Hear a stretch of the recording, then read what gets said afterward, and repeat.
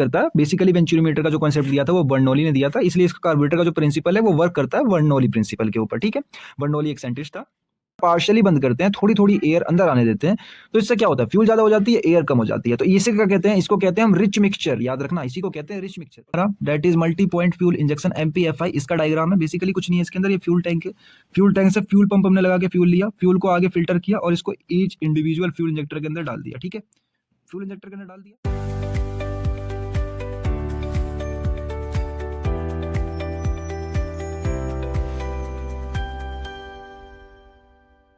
Welcome back दोस्तों, आप सभी का एक बार फिर से स्वागत है आपके अपने channel that is M space के ऊपर। मैं आशा कर रहा हूँ कि आप लोग बिल्कुल मन लगा के पढ़ रहे होगे और ये वीडियो आपकी ज़्यादा हेल्पफुल भी आ रही होगी, काफ़ी ज़्यादा। ठीक है, देन मैं हूँ आदित्य ठाकुर, लेकर आ गया हूँ आज आप लोगों के लिए बिल्कुल न्यू जो है यूनिट। हमारी सब्जेक्ट सीरीज चल रही है internal combustion fuel and lubrication की। बेसिकली इसका शॉर्ट फॉर्म नाम डैट इज ICFL। ठीक है, इसका मैं कंप्लीट वन शॉट लेकर आया हूँ, यानी इस वीडियो के अंदर हम पूरी यूनिट नंबर 3 जो है ख़त्म कर देने वाले होंगे। इसका जो सब्जेक्ट कोड है डैट इज BME052। थोड़ा ध्यान रख लगा हम लोग सब्जेक्ट कोड मेज करके पढ़ना। और देन इसका जो हम लोग कंप्लीट सिलेबस देखने वाले हैं यूनिट 3 का, यानी इस लेक्चर के बाद आपको कहीं और जाके कुछ और देखने की नीड नहीं होने वाली है। ठीक है, अब जिन लोगों को नहीं पता है मैं उनको बता दूं, इन वीडियोस के अगर आपको नोट्स चाहिए, ठीक है, इन लेक्चर्स के नोट्स चाहिए आपको, लेक्चर वाइज नोट्स, तो वो आपको टेलीग्राम पे मिलेंगे।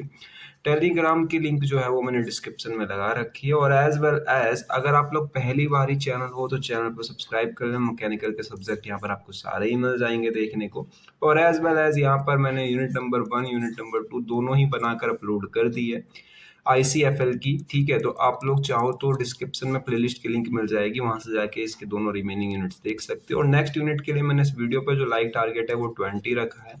जैसे ही आप लोग लाइक टारगेट 20 कंप्लीट कर देते हो, मैं नेक्स्ट वीडियो बनाकर अपलोड कर दूंगा। ठीक है, आप लोग कमेंट करके मुझे गाइड कर सकते हो कि यहाँ पे मिस्टेक हो रही है या कौन सा पार्ट मैंने स्किप कर दिया है, अगर सिलेबस में कर दिया हो कोई सा तो, या फिर जो आपके अंदर जो इंटेंशंस है या फिर जो भी आप बताना चाहो कमेंट करके मुझे गाइड कर सकते हो। 20 लाइक का टारगेट कंप्लीट करो, देन नेक्स्ट यूनिट में आप लोगों को प्रोवाइड करा दूंगा। तो देन शुरू करते हैं। अब देखो, सबसे पहले आपको बता देता हूं कि मैं यूनिट नंबर 3 का सिलेबस क्या है। अगर आप AKTU की साइट से भी जाके मैच करोगे तो सिलेबस यही होने वाला है। तो बेसिकली इसका जो सिलेबस है that is carburetion, mixture requirement, carburettors, fuel injection system SI engine के अंदर में, क्योंकि फ्यूल इंजेक्शन सिस्टम हमने अब तक सिर्फ CI के अंदर पढ़ा है, पहली बार हम SI के अंदर पढ़ेंगे। यही इसका टाइप है एक कि MPFI। और ये वाला टॉपिक है स्कैवेंजिंग इन टू स्ट्रोक इंजन्स, ये मैंने यूनिट नंबर 2 में कंप्लीट करा दिया है। अगर आप लोगों ने यूनिट नंबर 2 देखा होगा तो आपको ये पढ़ाया भी लग रहा होगा। तो ये वाला वही वाला कॉन्सेप्ट है, आप चाहो तो वो भी लिख सकते हो, मैं यहाँ पे नहीं पढ़ाऊंगा। अब जिन लोगों ने नहीं पढ़ा है, मैं यूनिट नंबर 2 की लिंक यहाँ पे लगा दे रहा हूँ, जाके चेकआउट कर सकते हो। आगे हम पढ़ेंगे फ्यूल इंजेक्शन CI इंजन के अंदर, साथ ही साथ में रिक्वायरमेंट क्या होती है, इनकी टाइप्स ऑफ इंजेक्शन सिस्टम क्या क्या होते हैं, फ्यूल पंप्स क्या होते हैं, फ्यूल इंजेक्टर क्या होता है और इंजेक्शन टाइमिंग क्या होती है। लास्ट में हम टर्बो चार्जर पढ़ेंगे, जो कि डिफरेंट टाइप्स के होंगे, डिफरेंट तरीके के होंगे। ठीक है, देन हम सबसे पहले टॉपिक से शुरू करते हैं। देखो, हमारा सबसे पहला टॉपिक है डेट इज कार्बोरेशन। अब सबसे ज्यादा इंपॉर्टेंट टॉपिक यही है, अगर आप इसको यूनिट नंबर 3 को पढ़ना चाहते हो तो आपको ये टॉपिक पढ़ना पड़ेगा, क्योंकि इसके बिना यूनिट नंबर 3 में आपको कुछ भी समझ में नहीं आने वाला है। हालांकि ये पेपर में सिर्फ 2 मार्क्स का पूछा जाता है, लेकिन एक तरीके से मान के चलो कि पूरे नंबर यूनिट नंबर 3 की जो वो होती है ना हमारी नींव, वो यही है कार्बोरेशन के बिना आपको कुछ भी समझ में नहीं आएगा यूनिट नंबर 3 के अंदर। तो सबसे ज्यादा ध्यान लगा के इसी को पढ़ना।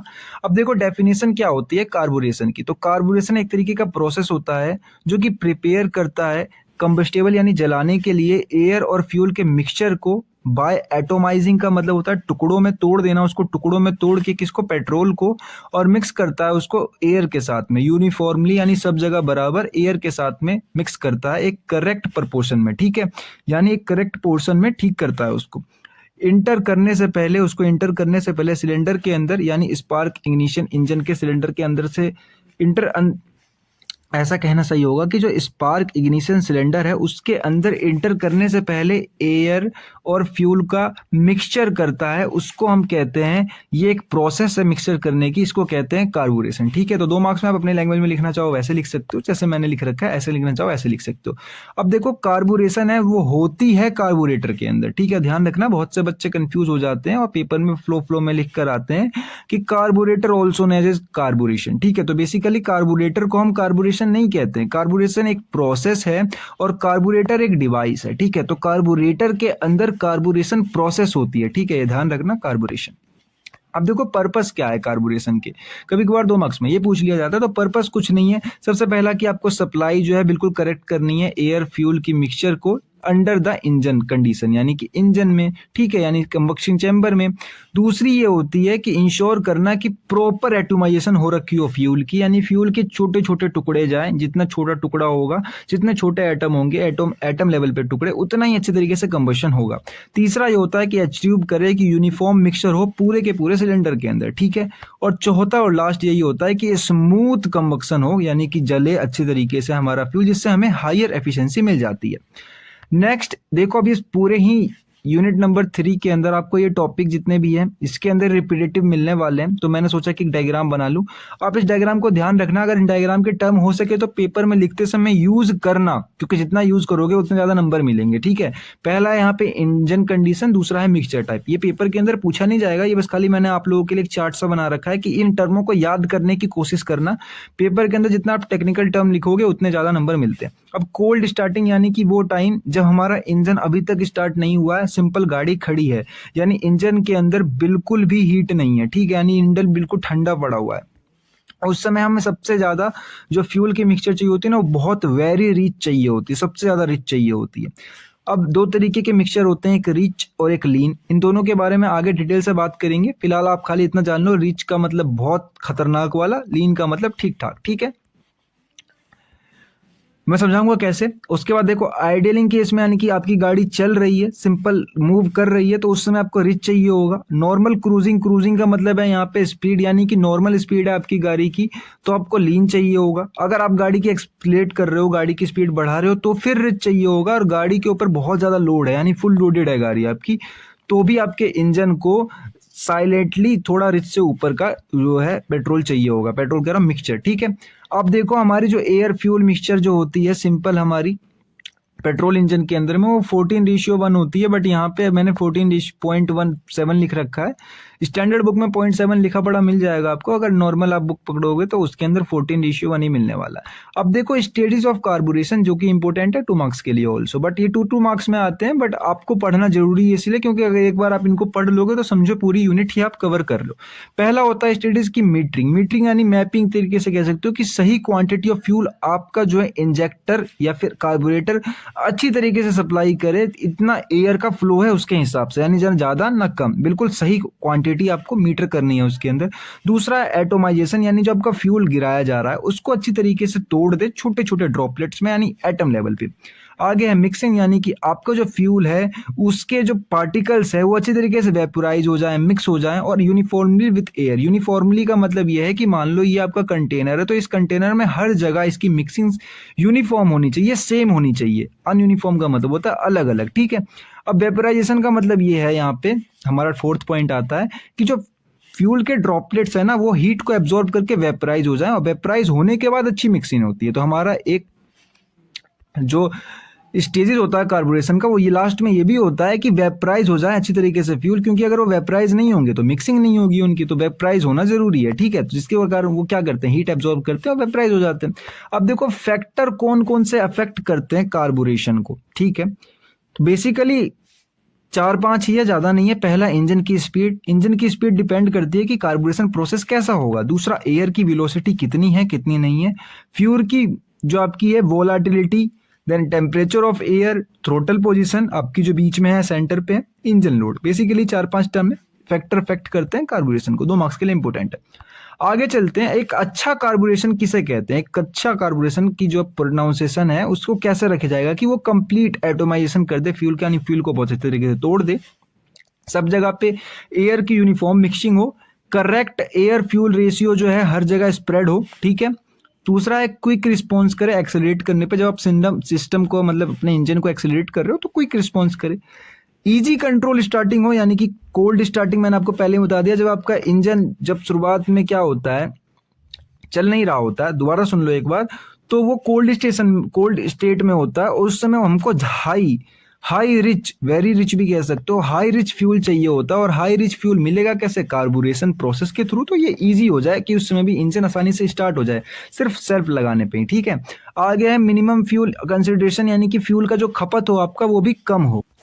ये कार्बोरेशन हमें जो क्या है, ये कार्बोरेशन को एक अच्छा कार्बोरेशन प्रोसेस है, तो वो ये सारे फायदे देगा हमें। अब देखो कार्बोरेशन में कुछ प्रॉब्लम्स भी आते हैं, 2 मार्क्स के अंदर में पेपर में पूछ भी लिया था कि प्रॉब्लम्स क्या आ गया। पहला है इनकम्प्लीट वेपराइजेशन, यानी कि आपकी जो फ्यूल है वो अच्छी तरीके से वेपराइज नहीं हुए, जिसके कारण उसकी मिक्सिंग नहीं हुई है। तो मिक्सिंग नहीं हुई तो कंबक्शन बेकार हुआ, बेकार कंबक्शन हुआ, इसके कारण नॉकिंग बढ़ गई। नॉकिंग क्या होता है? नॉकिंग बेसिकली एक फिनोमिनन है, जब आपकी बहुत सारी अमाउंट ऑफ फ्यूल जल जाती है एक ही टाइम में, तो वहां पे प्रेशर और टेम्परेचर दोनों एक साथ ही ब्लास्ट टाइप होते हैं और हमारा सिलेंडर बहुत बुरे तरीके से डैमेज हो जाता है। अगर डैमेज नहीं होता है तो नॉइस इम्पैक्ट बहुत खतरनाक आता है, जिसके कारण पावर लॉसेस हो जाते हैं, ठीक है, लॉस ऑफ पावर हो जाते हैं।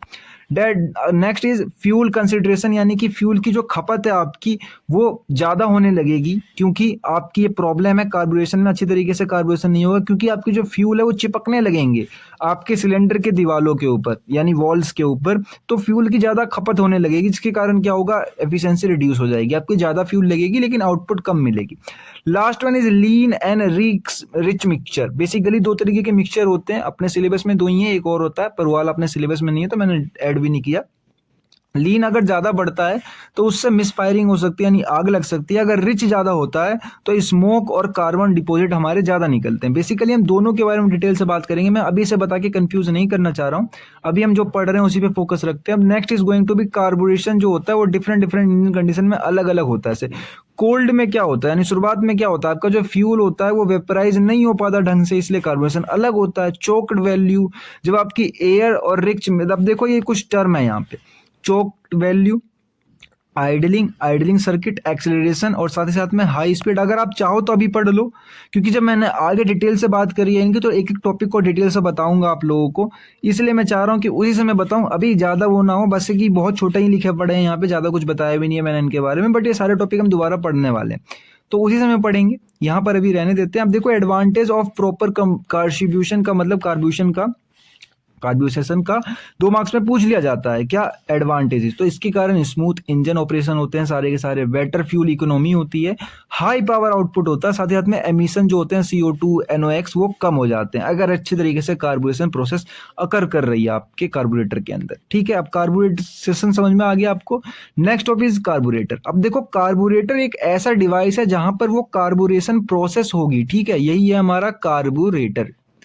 तो कार्बोरेटर 7 मार्क्स के अंदर AKTU के अंदर पूछा जाता है। बेसिकली कार्बोरेटर के 2 नाम हैं, दूसरा नाम मैं बाद में बताऊंगा, बट अगर ये कार्बोरेटर भी पूछा जाता है तो भी यही बनाना है आपको, अगर दूसरे नाम से आता है तो भी यही बनाना है। देखो कार्बोरेटर की बेसिकली डेफिनेशन कभी कभार 2 मार्क्स में आ जाती है, तो 2 मार्क्स के लिए आप डेफिनेशन अच्छे खासा तरीके से पढ़ लो, समझ लो। कार्बोरेटर एक तरीके का मैकेनिकल डिवाइस होता है जो कि यूज करा जाता है स्पार्क इग्निशन इंजन के अंदर, यानी SI इंजन के अंदर प्रिपेयर करने के लिए सप्लाई प्रॉपरली एटोमाइज, यानी टुकड़ों में छोटे छोटे टुकड़ों में टूटे हुए एयर और फ्यूल के मिक्सचर को करेक्ट प्रपोर्शन में, यानी करेक्ट मात्रा में इंजन के सिलेंडर के अंदर एफिशिएंट कंबक्शन के लिए, ठीक है। तो बेसिकली टेक्निकल टर्म में कुछ नहीं है, बहुत आसान है, अगर आप अपनी लैंग्वेज में लिखना चाहो तो लिख सकते हो पेपर के अंदर। अब बस खाली मेन पॉइंट ये ध्यान रखना, जो हमारा SI इंजन है उसके अंदर ही सिर्फ कार्बोरेटर यूज होता है, नहीं पेट्रोल इंजन के अंदर। जो हमारा CI इंजन होता है उसके अंदर नहीं यूज होता हमारा कार्बोरेटर, ठीक है। और आगे चलूंगा तो आपको एक चीज और बताऊंगा, बट अभी नहीं बता रहा क्योंकि बहुत से बच्चे यहीं पे होपलेस से हो जाएंगे सुनते के साथ ही, बट आगे चलोगे तो बताऊंगा, थोड़ा सा आपको पेशेंस बन जाए यहाँ पे। अब देखो मेन फंक्शंस क्या क्या होते हैं कार्बोरेटर के। मैंने कहा था कार्बोरेशन को ढंग से पढ़ लेना, क्योंकि अगर आप कार्बोरेशन ढंग से पढ़ लोगे तो आपको कार्बोरेटर पढ़ने में कोई दिक्कत नहीं होगी। और कार्बोरेटर जो आपका 50% है सिलेबस के अंदर, ध्यान रखना 50% है। तो कार्बोरेशन अगर आपने ढंग से नहीं पढ़ा तो एक बार जाके पीछे से पढ़ाओ, क्योंकि यहाँ पर तो मैं स्पीड अपनी थोड़ी तेज रखूंगा, क्योंकि यहाँ पे सब कुछ पुराना कॉन्सेप्ट आएगा। अब देखो मीटरिंग करने के लिए, यानी सही क्वांटिटी ऑफ फ्यूल, देखो यही मेन फंक्शन है इसका। दूसरा एटोमाइज, छोटे छोटे टुकड़े करने के लिए, मिक्स करने के लिए, सप्लाई करने के लिए रिच मिक्सचर और लीन मिक्सचर। देन लास्ट में रिस्पॉन्स देने के लिए, जैसे ही आपकी इंजन की स्पीड बढ़ती है तो वो अच्छे तरीके से रिस्पॉन्स दे दे पाए। ठीक है, तो बेसिकली 4-5 मेन फंक्शन है, ये आपने थोड़ी देर पहले भी पढ़े। आगे चलते हैं।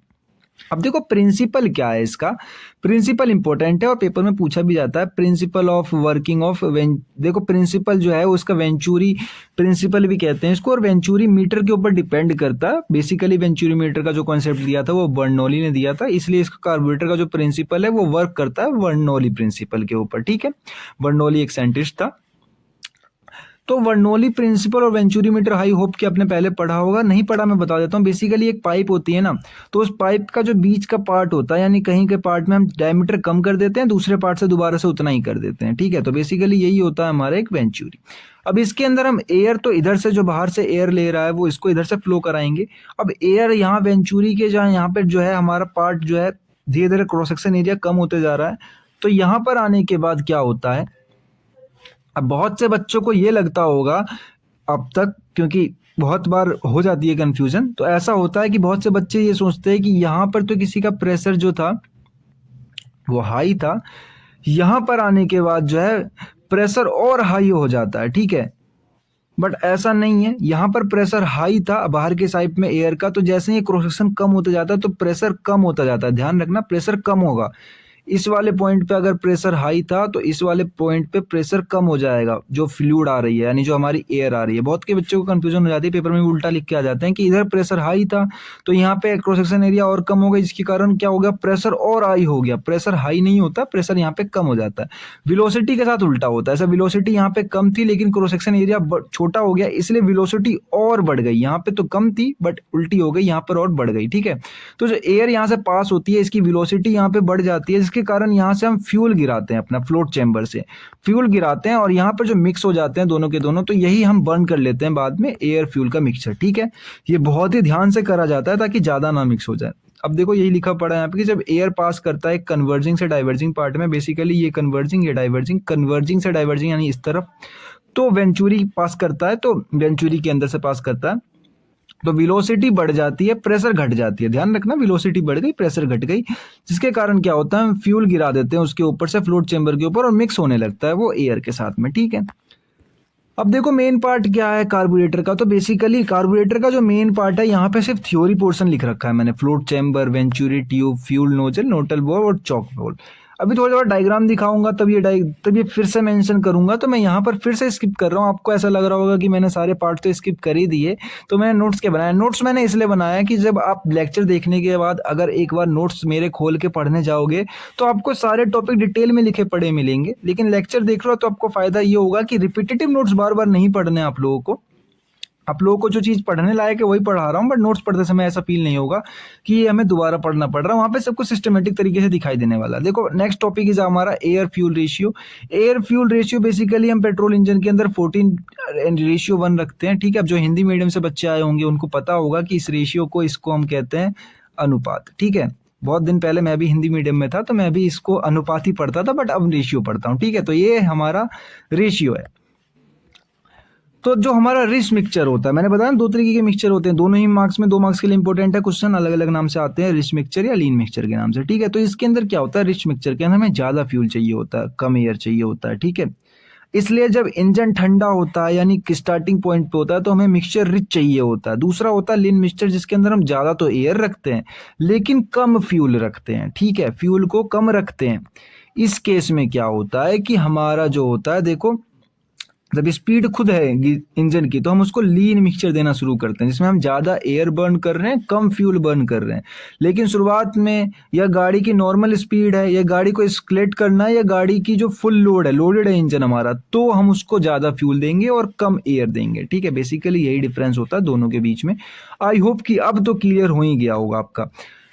अब सिंपल कार्बोरेटर आपका बता दिया, ये 4-5 चीजों से मिलकर बना हुआ होता है। आई होप कि आई नो कि मैंने आप लोगों को कुछ भी नहीं बताया, तो ये पार्ट हम स्किप करते हैं। कार्बोरेटर अभी देखो डिटेल से पढ़ने वाले, क्योंकि अब मैंने टॉपिक इसलिए स्किप किया है, ये आपको समझ में आ जाएगा। ये भी टॉपिक स्किप ही रहने दो। अब देखो टाइप्स ऑफ कार्बोरेटर, अपने सिलेबस में ज्यादा कार्बोरेटर है नहीं, पर ये जो क्वेश्चन है ना, ये वाला जो क्वेश्चन है, ये 7 मार्क्स के अंदर पूछा जाता है। ठीक है, टाइप्स ऑफ कार्बोरेटर 7 मार्क्स के अंदर पूछा जाता है, ध्यान रखना। कार्बोरेटर क्या होता है ये तो आप बता दोगे, जितना मैंने अब तक मैं आपको बताया एक डेफिनेशन, उसके बाद सीधा आप जो है रिच के बारे में बताना, रिच मिक्सचर क्या होता है, लीन मिक्सचर क्या होता है, सिर्फ यही 2 टर्म बताना, उसके बाद सीधा टाइप्स ऑफ कार्बोरेटर पे आ जाना, ठीक है। अब देखो टाइप्स ऑफ कार्बोरेटर जो है थोड़े थोड़े डिफरेंट टाइप के होते हैं। पहला वाला आपका ये है कि based on air direction of flow, यानी कि आपका एयर किस तरीके से वेंचुरी मीटर के अंदर आ रहा है, या तो अपवर्ड आ रहा है, डाउनवर्ड से आ रहा है, साइड वॉल ड्राफ्ट से आ रहा है। मोस्टली हम डाउनवर्ड ही यूज करते हैं, पर जो मैंने डायग्राम दिखाया उसके अंदर भी हमने डाउनवर्ड ही यूज किया। दूसरा वाला जो है based on method of mixing control, कि किस तरीके से हम मिक्सिंग कर रहे हैं, तो कांस्टेंट चोक कंट्यूबर है, या कांस्टेंट वैक्यूम कार्बोरेटर है, या फिर मल्टीपल जेट कार्बोरेटर है। 3 तरीके से हम यूज करते हैं, ठीक है। चोक का मतलब क्या है मैं बताऊंगा अभी। उसके बाद आता है कि इंपोर्टेंट कार्बोरेटर सिस्टम कौन कौन से होते हैं। तो बेसिकली देखो आइडियल सिस्टम होता है जब हमारा वर्क करता है थ्रोटल से रिलीज सप्लाई रिच मिक्सचर के साथ में लो स्पीड का। मुझे पता है कि आप लोगों को जब मैं पढ़ रहा हूं तो कुछ समझ में नहीं आ रहा होगा, मैं आपको अपनी टर्म में बताता हूं कि जब आपका जो फ्यूल पास हो रहा होता है, ठीक है, फ्यूल पास हो रहा होता है तो वो थ्रोट के पास से पास हो रहा होता है, क्योंकि ऊपर तो क्या होता है वेंचुरी मीटर का डाइवर्ज कन्वर्जिंग पार्ट होता है। कन्वर्जिंग पार्ट से पास होते हुए थ्रोट के पास जा रहा होता है हमारा फ्यूल। मान लो एयर के अंदर जब हम फ्यूल मिक्स करते हैं तो उसके अंदर जो है हम फ्यूल ज्यादा मिक्स करते हैं आइडियल सिस्टम के अंदर, इसलिए क्या होता है इसको रिच मिक्सचर कहा जाता है, ठीक है। याद रखना, अपने टाइम में भी लिख सकते हो, ये थोड़ा टेक्निकल हो जाता है यहाँ पे। मेन मेटरिंग सिस्टम जिसके अंदर आप नॉर्मल रनिंग के लिए चला रहे हो, यानी कि आपकी गाड़ी में ज्यादा फ्यूल भी नहीं है ज्यादा एयर भी नहीं है, दोनों मिक्स है, ठीक है। एक्सीलरेटिंग के टाइम में आपको एक्स्ट्रा रिच मिक्सचर चाहिए होगा, यानी आप ज्यादा फ्यूल देने वाले हो। नेक्स्ट है आपका स्टार्टिंग में भी आप ज्यादा फ्यूल देने वाले हो, ठीक है। आगे आता है इकोनोमाइजर में आप क्या करते हो, लीन मिक्सचर देते हो, यानी कि आपकी गाड़ी जो है वो पहले से ही काफी जो है लाइट लोड पे चल रही है और एक स्पीड पे भी चल रही है, तो उसको आप एक लीन मिक्सचर देते हो। अब एडवांटेजेस क्या होते हैं कार्बोरेटर के, तो सिंपल कंस्ट्रक्शन होता है, लो कॉस्ट होता है, इजी मेंटेनेंस होता है, और इसके अंदर ज्यादा प्रेशर पंप लगाने की जरूरत नहीं होती, जैसे इंजेक्टरों के अंदर होती है। डिसएडवांटेज क्या होते हैं कि फ्यूल ज़्यादा खपत होती है इसके अंदर, एक्यूरेट कम होता है, जैसे कि आप फ्यूल को कैलकुलेट करना चाह रहे हो, और शुरुआत में जब गाड़ी आपकी इंजन कुछ रन नहीं कर रही होती है तो चालू करने में थोड़ी दिक्कत भी होती है, और सुटेबल नहीं है मॉडर्न एमिशन रूम्स के लिए। अब तो यूज़ नहीं होते कार्बोरेटर, ठीक है, पहले यूज़ हुआ करते थे। अब कार्बोरेटर और फ्यूल इंजेक्शन में 2 मार्क्स के अंदर कभी कभार जो है डिफरेंस पूछ लिया जाता है। तो कार्बोरेटर एक मैकेनिकल डिवाइस है और इसको मैकेनिकल के थ्रू हम जो है जनरेट कर सकते हैं, एक तरीके से कह सकते हैं। इसका जो हमारा प्रिंसिपल है वो मैकेनिकल बेस्ड होता है और ये इलेक्ट्रॉनिक बेस्ड होता है, ठीक है। लेस एफिशिएंट होता है, हाई एफिशिएंट होता है, थोड़ा सस्ता होता है, महंगा होता है, बहुत ज्यादा पोल्यूशन निकालता है, कम पोल्यूशन निकालता है, ठीक है। एप्लीकेशन कहाँ कहाँ, तो पुरानी गाड़ियों में यूज होते थे, अब होना बंद हो गए हैं। बड़े बड़े जो टरबाइंस होते हैं, इंजन होते हैं, उनके अंदर यूज होते हैं, ठीक है। अब देखो ये चीज जो आ रही है इसके ऊपर जितना भी पढ़ा वो 7 मार्क्स के लिए मैंने बताया। कार्बोरेटर आएगा तो भी यही वाला क्वेश्चन बनाना, और सिंपल फ्लोट कार्बोरेटर आएगा तो भी यही वाला क्वेश्चन बनाना। इसके लिए ही मैंने सब कुछ ऊपर स्किप कर दिया आपका, क्योंकि ऊपर भी सेम चीज पढ़ाता, नीचे भी सेम चीज पढ़ाता, तो बच्चे कहते कि भैया आपने क्या किया, आपने लेक्चर ही बहुत बड़ा कर दिया, हम इतना बड़ा नहीं देखना चाहते थे, ठीक है। मतलब सेम टॉपिक क्या रिपीट कर रहे हो। तो मैंने सोचा कि ऊपर वाला स्किप कर देते हैं, नीचे वाले पे आते हैं सीधा। Simple float carburettor super important for 7 marks, ध्यान से पढ़ कर जाना। हो सकता है कि आप अभी पढ़ रहे हो और पेपर के अंदर बैठने के बाद आपको ये क्वेश्चन रखा है देखने को मिले। अब देखो सिंपल फ्लोट कार्बोरेटर होता क्या है। बेसिकली कार्बोरेटर आपने पढ़ लिया, अब कुछ नहीं है, अब उसके अंदर हम फ्लोट लगा दे रहे हैं। फ्लोट आपको मैंने पहले पढ़ाया नहीं, बट अब पढ़ा दूंगा। इसके साथ खाली फ्लोट ऐड हुआ है, खाली इतना वर्ड ऐड हुआ है, बाकी ये तो आपने पढ़ ही लिया, ठीक है। तो ये भी एक डिवाइस ही होता है, मैकेनिकल डिवाइस है, जो कि ऐसा इंजन के अंदर यूज करा जाता है प्रिपेयर करने के लिए सप्लाई को, correct supply air fuel mixture को एक अच्छे कंडीशन में इंजन को चलाने के लिए, ताकि कंबक्शन अच्छी तरीके से हो पाए। अब देखो फंक्शन ऑफ कार्बोरेटर क्या होता है, तो बेसिकली वही होता है जो आपने पहले से हर बार पढ़ते आ रहे हो, वही खाली इसमें लिखना है, ठीक है। कि देखो करेक्ट प्रपोर्शन यानी सही मात्रा होनी चाहिए एयर और फ्यूल की, दूसरा एटोमाइज टुकड़े हो जाने चाहिए, तीसरा मिक्स हो जाना चाहिए, और चौथा कि इंजन को कांस्टेंट पावर मिलती रहनी चाहिए उसके हिसाब के अनुसार। 4 तरीके के फंक्शन हो गए। अब मेन पार्ट्स क्या है सिंपल फ्लोट कार्बोरेटर के, तो यहां से देखो यही कार्बोरेटर के पार्ट्स भी थे। अगर आप चाहते हो कि कार्बोरेटर मैंने स्किप किया है वो पढ़ना, तो आप समझो ये पढ़ रहे हो तो मतलब वही पढ़ रहे हो, दोनों जगह सेम ही चीज लिखी हुई है। Float chamber, float, need valve, needle valve, main jet, venturi, throttle valve, chalk valve और एयर इनटेक पासेस, ठीक है। बेसिकली अभी है क्या क्या, तो डायग्राम देख के हमको पता चलने वाला है। यहाँ पे तो सिर्फ मैंने नाम लिख रखे हैं, तो नाम के बारे में क्या ही देखना। अब देखो कंस्ट्रक्शन क्या होता है, फ्लोट चैम्बर से बना हुआ होता है जो कि स्टोर करता है पेट्रोल को एक कांस्टेंट लेवल के ऊपर, ठीक है। फ्लोट क्या होता है, ये एक तरीके का होलो ब्रास प्लास्टिक का होता है जो फ्लोट करता है फ्यूल के ऊपर, ठीक है।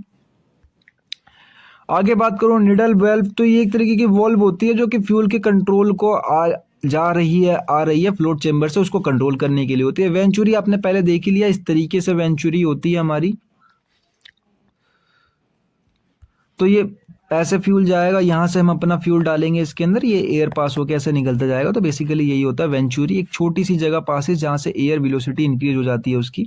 मेन जेट है जहाँ से हम फ्यूल को सप्लाई करने वाले हैं वेंचुरी के अंदर। थ्रोटल वॉल्व है जहाँ से हम क्वांटिटी ऑफ मिक्सचर एंटरिंग जो इंजन के अंदर है वो कंट्रोल करते हैं। चोक वॉल्व जहाँ से हम एयर को कंट्रोल करते हैं, ठीक है। वर्किंग प्रिंसिपल क्या है कि जो कार्बोरेटर होता है वो वर्क होता है वेंचुरी प्रिंसिपल के ऊपर। आप सेम डायग्राम यहाँ पे भी बना सकते हो, जिसके कारण वेलोसिटी बढ़ जाती है इसकी और प्रेशर घट जाती है। देखो यहाँ पे भी मैंने मेंशन कर रखा है। आगे चलते हैं, working of simple float carburettor. आप सोच रहे हो डायग्राम क्यों नहीं दिखा रहा हूँ, क्योंकि डायग्राम दिखाते के साथ तो टॉपिक खत्म हो जाएगा। मैं सोच रहा हूँ थोड़ा टॉपिक आपको समझ में भी आए, ठीक है। तो फ्यूल लेवल कंट्रोल करते हैं इसके अंदर नॉर्मल इंजन रनिंग के केस पे, और देखो थ्रोटल कंट्रोल करते हैं और कोल्ड स्टार्टिंग। अब देखो 4-5 टर्म जो आपको दिखाया मैंने अभी में, इस टर्म के अंदर कुछ भी नहीं है। अब इससे पहले डायग्राम देख लो, क्योंकि बहुत कुछ मैंने बता दिया आप लोगों को। डायग्राम नहीं दिखाऊंगा तो उतना समझ में भी नहीं आएगा। अब देखो डायग्राम बहुत ही आसान है, थोड़ा छोटा कर लेते हैं इसको। ये देखो, ये डायग्राम है अपना। डायग्राम देख के आप लोग समझने की कोशिश करना। अब मैं समझा रहा हूं आपको, यहाँ पे हमारा जितना भी थ्योरी पोर्शन हम डायग्राम वाला चलेगा। देखो यहाँ से जो है हमारा एयर आ रहा है, ठीक है, और एयर यहाँ से तो आ रहा है, और देखो यहाँ पे जो है हमारा एक टैंक रखा हुआ है फ्यूल का, जिसके अंदर हमने फ्यूल भर रखा है, भले पेट्रोल मान के चलो आप। तो पेट्रोल से हम सीधा यहाँ पे इसको ऊपर गिरा दे रहे हैं ले जाके, ठीक है। उसकी वेलोसिटी यहाँ से हाई है, तो यहाँ से हमारा एयर और फ्यूल दोनों का मिक्सचर बन के बाहर निकल जा रहा है, ठीक है। यहाँ पर हमें बाहर बन के निकल जा रहा है। अब देखो ध्यान रखने वाली बात है कि फ्लोट चैम्बर ये था हमारा, फ्लोट ये था। अब यहाँ से हम फ्लोट जो है उसके ऊपर से हम क्या कर रहे हैं, एटमॉस्फेरिक प्रेशर लगा रहे हैं, तभी तो ये इसके अंदर भरेगा और बाहर की तरफ जाएगा, ठीक है। अब दूसरा देखो, ये स्टेनर लगा हुआ है, यहाँ से हम फ्यूल व्यूल अंदर डालेंगे, स्टेनर छन्नी से वो छन कर आएगा और फ्यूल इसके अंदर आके स्टोर हो जाएगा, ठीक है। आई होप कि इतना समझ में आ गया होगा। अब देखो, अब ये जो चॉक वॉल्व है इसका मेन रोल है यहाँ पे। चॉक वॉल्व बच्चे नहीं बनाते हैं, बहुत से बच्चे सोचते हैं कि ये क्या है, इसका तो कुछ काम ही नहीं है, इसे छोड़ देते हैं हम लोग। बेसिकली ये चॉक वॉल्व ये वाली वॉल्व है कि इसके अंदर मान लो हमें फ्यूल की मात्रा ज्यादा करनी थी। देखो मैं लिख देता हूँ यहाँ पे, फ्यूल ज्यादा करनी थी हमें और एयर कम करनी थी। तो हम इसको बंद कर देते हैं या पार्शियली बंद करते हैं, थोड़ी थोड़ी एयर अंदर आने देते हैं। तो इससे क्या होता है, फ्यूल ज्यादा हो जाती है, एयर कम हो जाती है। तो इसे क्या कहते हैं, इसको कहते हैं हम रिच मिक्सचर, याद रखना, इसी को कहते हैं रिच मिक्सचर। और दूसरे वाला केस क्या है आपका, दूसरा वाला केस है कि एयर की मात्रा ज्यादा हो जाए और फ्यूल की मात्रा कम हो जाए। बट बेसिकली हम क्या करते हैं, हम देखो यहाँ से यहाँ पर तो हमने कुछ ऐसा लगा नहीं रखा सिस्टम जिससे हम क्या करें कि फ्यूल की प्रेशर को कम कर ले। देखो एयर का तो हमने जो पूरा वॉल्व था वो खोल दिया, हमें अब की बार क्या करना है, एयर की वैल्यू ज्यादा करनी है और फ्यूल की वैल्यू कम करनी है मिक्सचर के अंदर में। तो एयर अगर पूरा इनलेट हो भी जाएगा तो फ्यूल भी तो उतनी मात्रा में जा रहा है, तो फ्यूल को कम करने का हमारे पास कोई जुगाड़ नहीं है।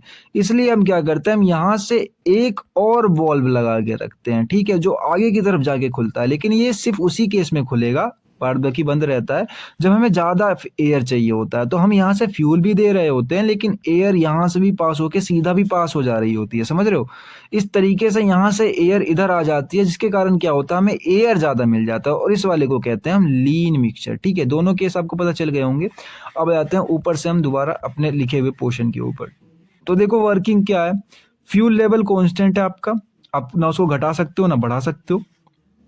जब फ्यूल के ड्रॉप्स गिरते हैं, मूव करते हैं निडल वॉल्व से होते हुए, पेट्रोल अंदर रहता है आपका, तो इसके कारण वो लेवल उठता है, फ्लोट ऊपर उठता है, और जो इसके कारण जो वॉल्व है ना, वो वॉल्व बंद हो जाती है। अगर फ्यूल कम हो जाएगा वॉल्व बंद हो जाएगी, फ्यूल ज्यादा होगा वो खुल जाएगी, इसके कारण कांस्टेंट आपकी फ्यूल जो है उसके अंदर जाती रहेगी, ठीक है। दूसरा नॉर्मल इंजन रनिंग के केस में, जब आपका इंजन रन हो रहा होगा तो आपकी जो एयर फ्लो है वो वेंचुरी से पास हो रही होगी और जो प्रेशर जो हो रही होगी वेंचुरी पे आगे घट जा रही है, जिसके कारण वो फ्यूल को खींच रहा है ऊपर से। तो जेट के ऊपर से फ्यूल ऊपर की तरफ खिंचा रहा है, फ्यूल छोटे छोटे टुकड़ों में टूट जा रहा है और एयर के साथ मिक्स हो जा रहा है और एयर के साथ मिक्स होकर सिलेंडर के अंदर जा रहा है। ठीक है, अब दूसरा देखो थ्रोटल कंट्रोल। थ्रोटल कंट्रोल देखो, थ्रोटल कंट्रोल यानी थ्रोटल यानी कि नीचे वाली जगह जहां अगर आपको इंजन के पास ज़्यादा मिक्सचर चाहिए तो ज़्यादा स्पीड में हम थ्रोटल को पूरा खोल देते हैं। कम मिक्सचर चाहिए तो हम उसको कम बंद करके रखते हैं। थ्रोटल कंट्रोल मैंने दिखाया नहीं आपको, जो है डायग्राम में ऊपर की तरफ तो चॉक्ड था, नीचे की तरफ जो था वो थ्रोटल कंट्रोल था। आगे चलेंगे तो हम दोबारा से देखते हुए चलेंगे उसको। ठीक है, आगे कोल्ड स्टार्टिंग। कोल्ड स्टार्टिंग यानी चोकिंग, यानी आपको अगर ज़्यादा एयर चाहिए, ज़्यादा रिच मिक्सचर बनाना है तो उसको बंद कर दो, पार्शली क्लोज कर दो। अगर नहीं बनाना है तो पूरा खोल के रखो। ठीक है, उसका next is air fuel ratio. तो एयर फ्यूल रेशियो आपको पता है कि पेट्रोल इंजन के अंदर इतना होता है, लीन के लिए इतना और रिच के लिए इतना। ठीक है, लीन कौन से केस में? स्टार्टिंग एक्सीलरेशन में और क्रूसिंग यानी स्पीडिंग के केस में, जब गाड़ी खुद स्पीड में चल रही होती है तो उस समय जो है हम लोग क्रूसिंग के केस में क्या करते हैं, इसको थोड़ा सा बड़ा कर लेते हैं, रुको 1 मिनट। अब लॉक कर लिया, अब सही है। अब देखो एडवांटेजेस क्या है कि मैंने पहले ही बताया, सिंपल कंस्ट्रक्शन है, लो कॉस्ट होती है, इजी मेंटेनेंस होती है, नहीं पावर की कोई बाहर से एक्सटर्नल जरूरत है, पंप लगाने की कोई जरूरत नहीं है इसके अंदर। डिसएडवांटेज ये है कि पुअर कंट्रोल है, जो पेट्रोल है वो ज़्यादा लगता है आपका। यहाँ पे देखो लेस एक्यूरेट, मिक्सचर भी ढंग से नहीं बनता, एमिशन के लिए सूटेबल नहीं है, कि मॉडर्न जो एमिशन अब हो रहे हैं उनके लिए सूटेबल नहीं होती। इफेक्ट होती है एल्टीट्यूड टेम्परेचर से इफेक्ट होती है। एप्लीकेशन है कि बहुत पुराने गाड़ी में यूज कराता था, मोटरसाइकिल में, अभी भी कुछ मोटरसाइकिल पेट्रोल इंजन बेस्ड आती है।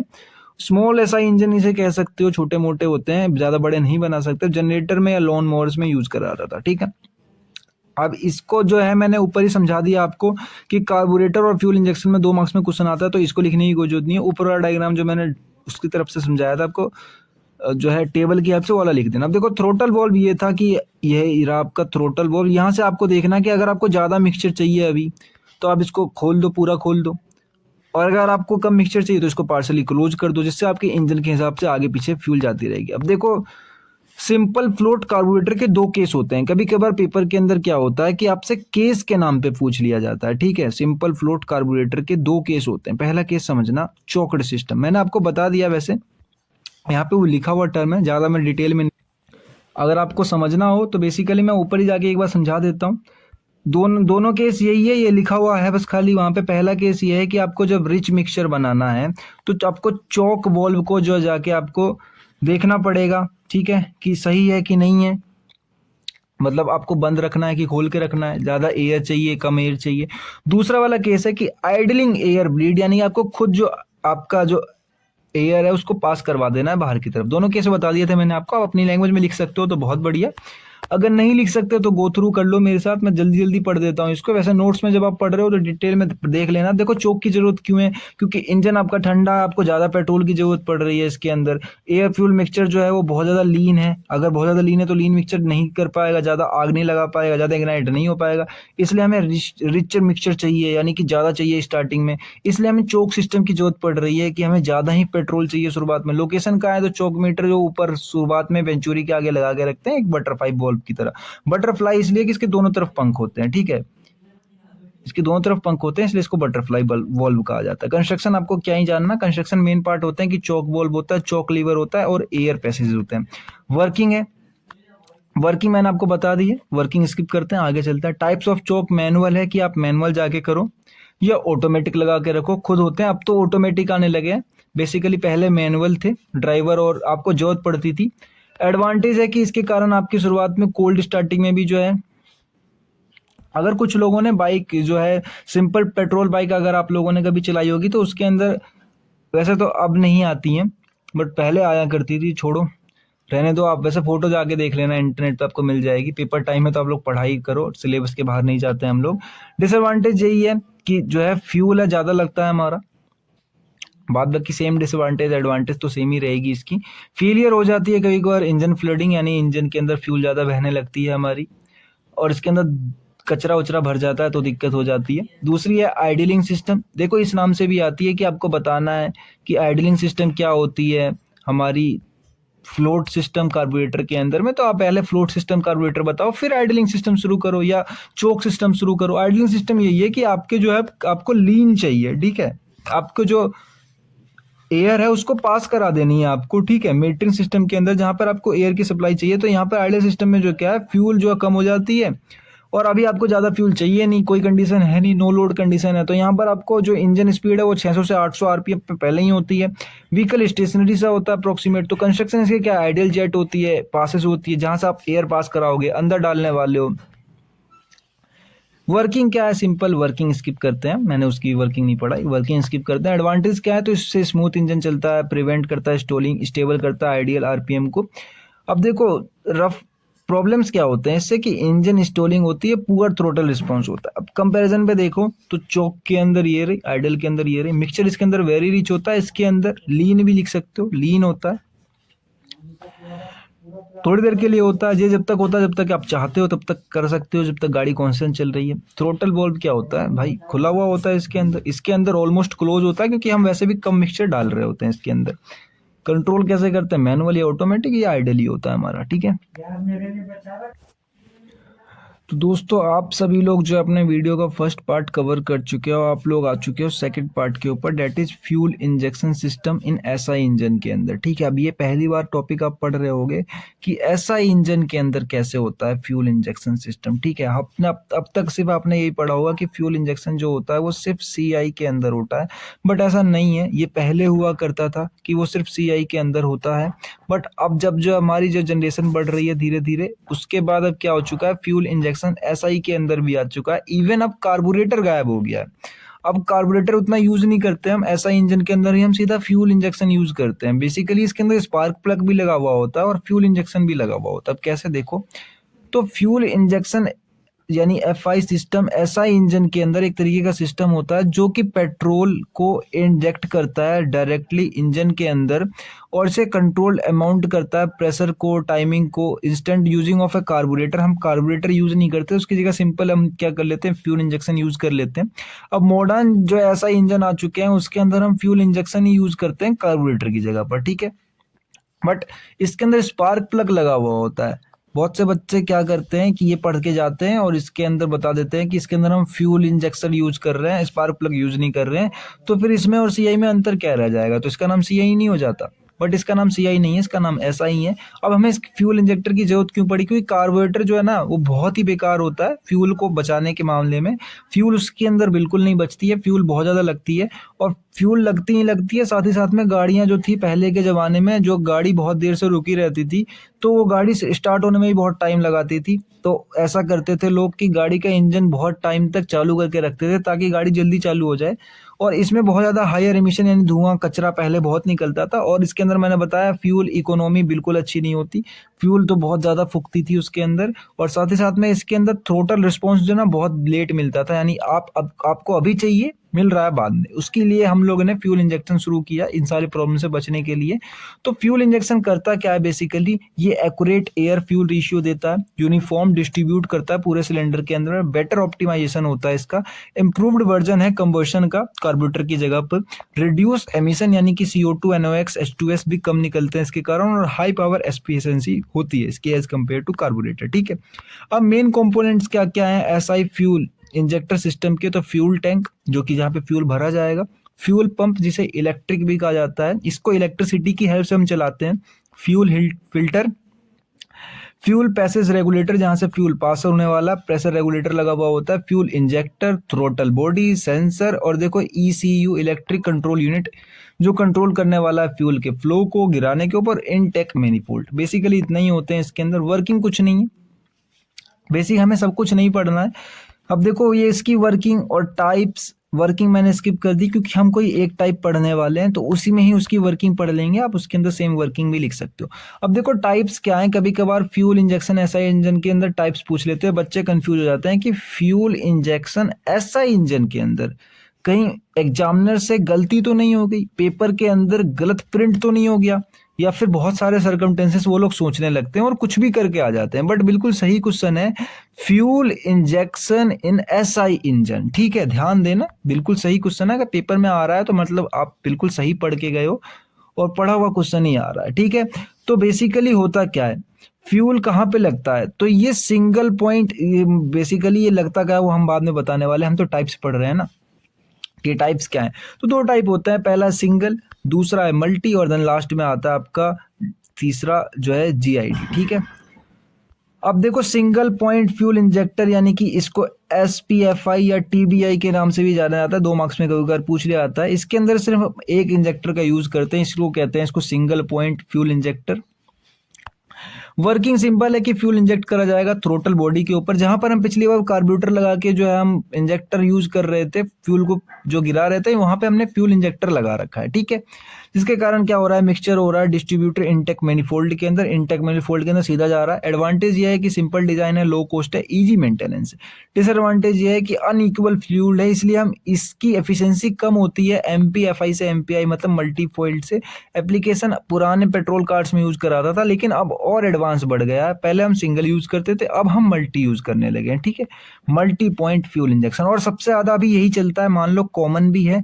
अभी कोई अगर आप पेट्रोल इंजन लेकर आओगे तो उसके अंदर कार्बोरेटर की जगह पे एमपीएफआई लगाओ, आप अगर ठीक करवाने चाहते भी हो तो वो कहते भी हैं कि एमपीएफआई आपकी खराब हो चुकी है या आउटडेटेड हो चुकी है या इसका पाइप लीक कर रहा है, तो बेसिकली अब ये ठीक होता है गाड़ियों के अंदर। तो डिस्क्रिप्शन क्या है, बेसिकली इसके अंदर एक इंजेक्शन पाइप ना लगा के हर के ऊपर एक लगा देते हैं, सारे सिलेंडरों के ऊपर एक लगा देते हैं।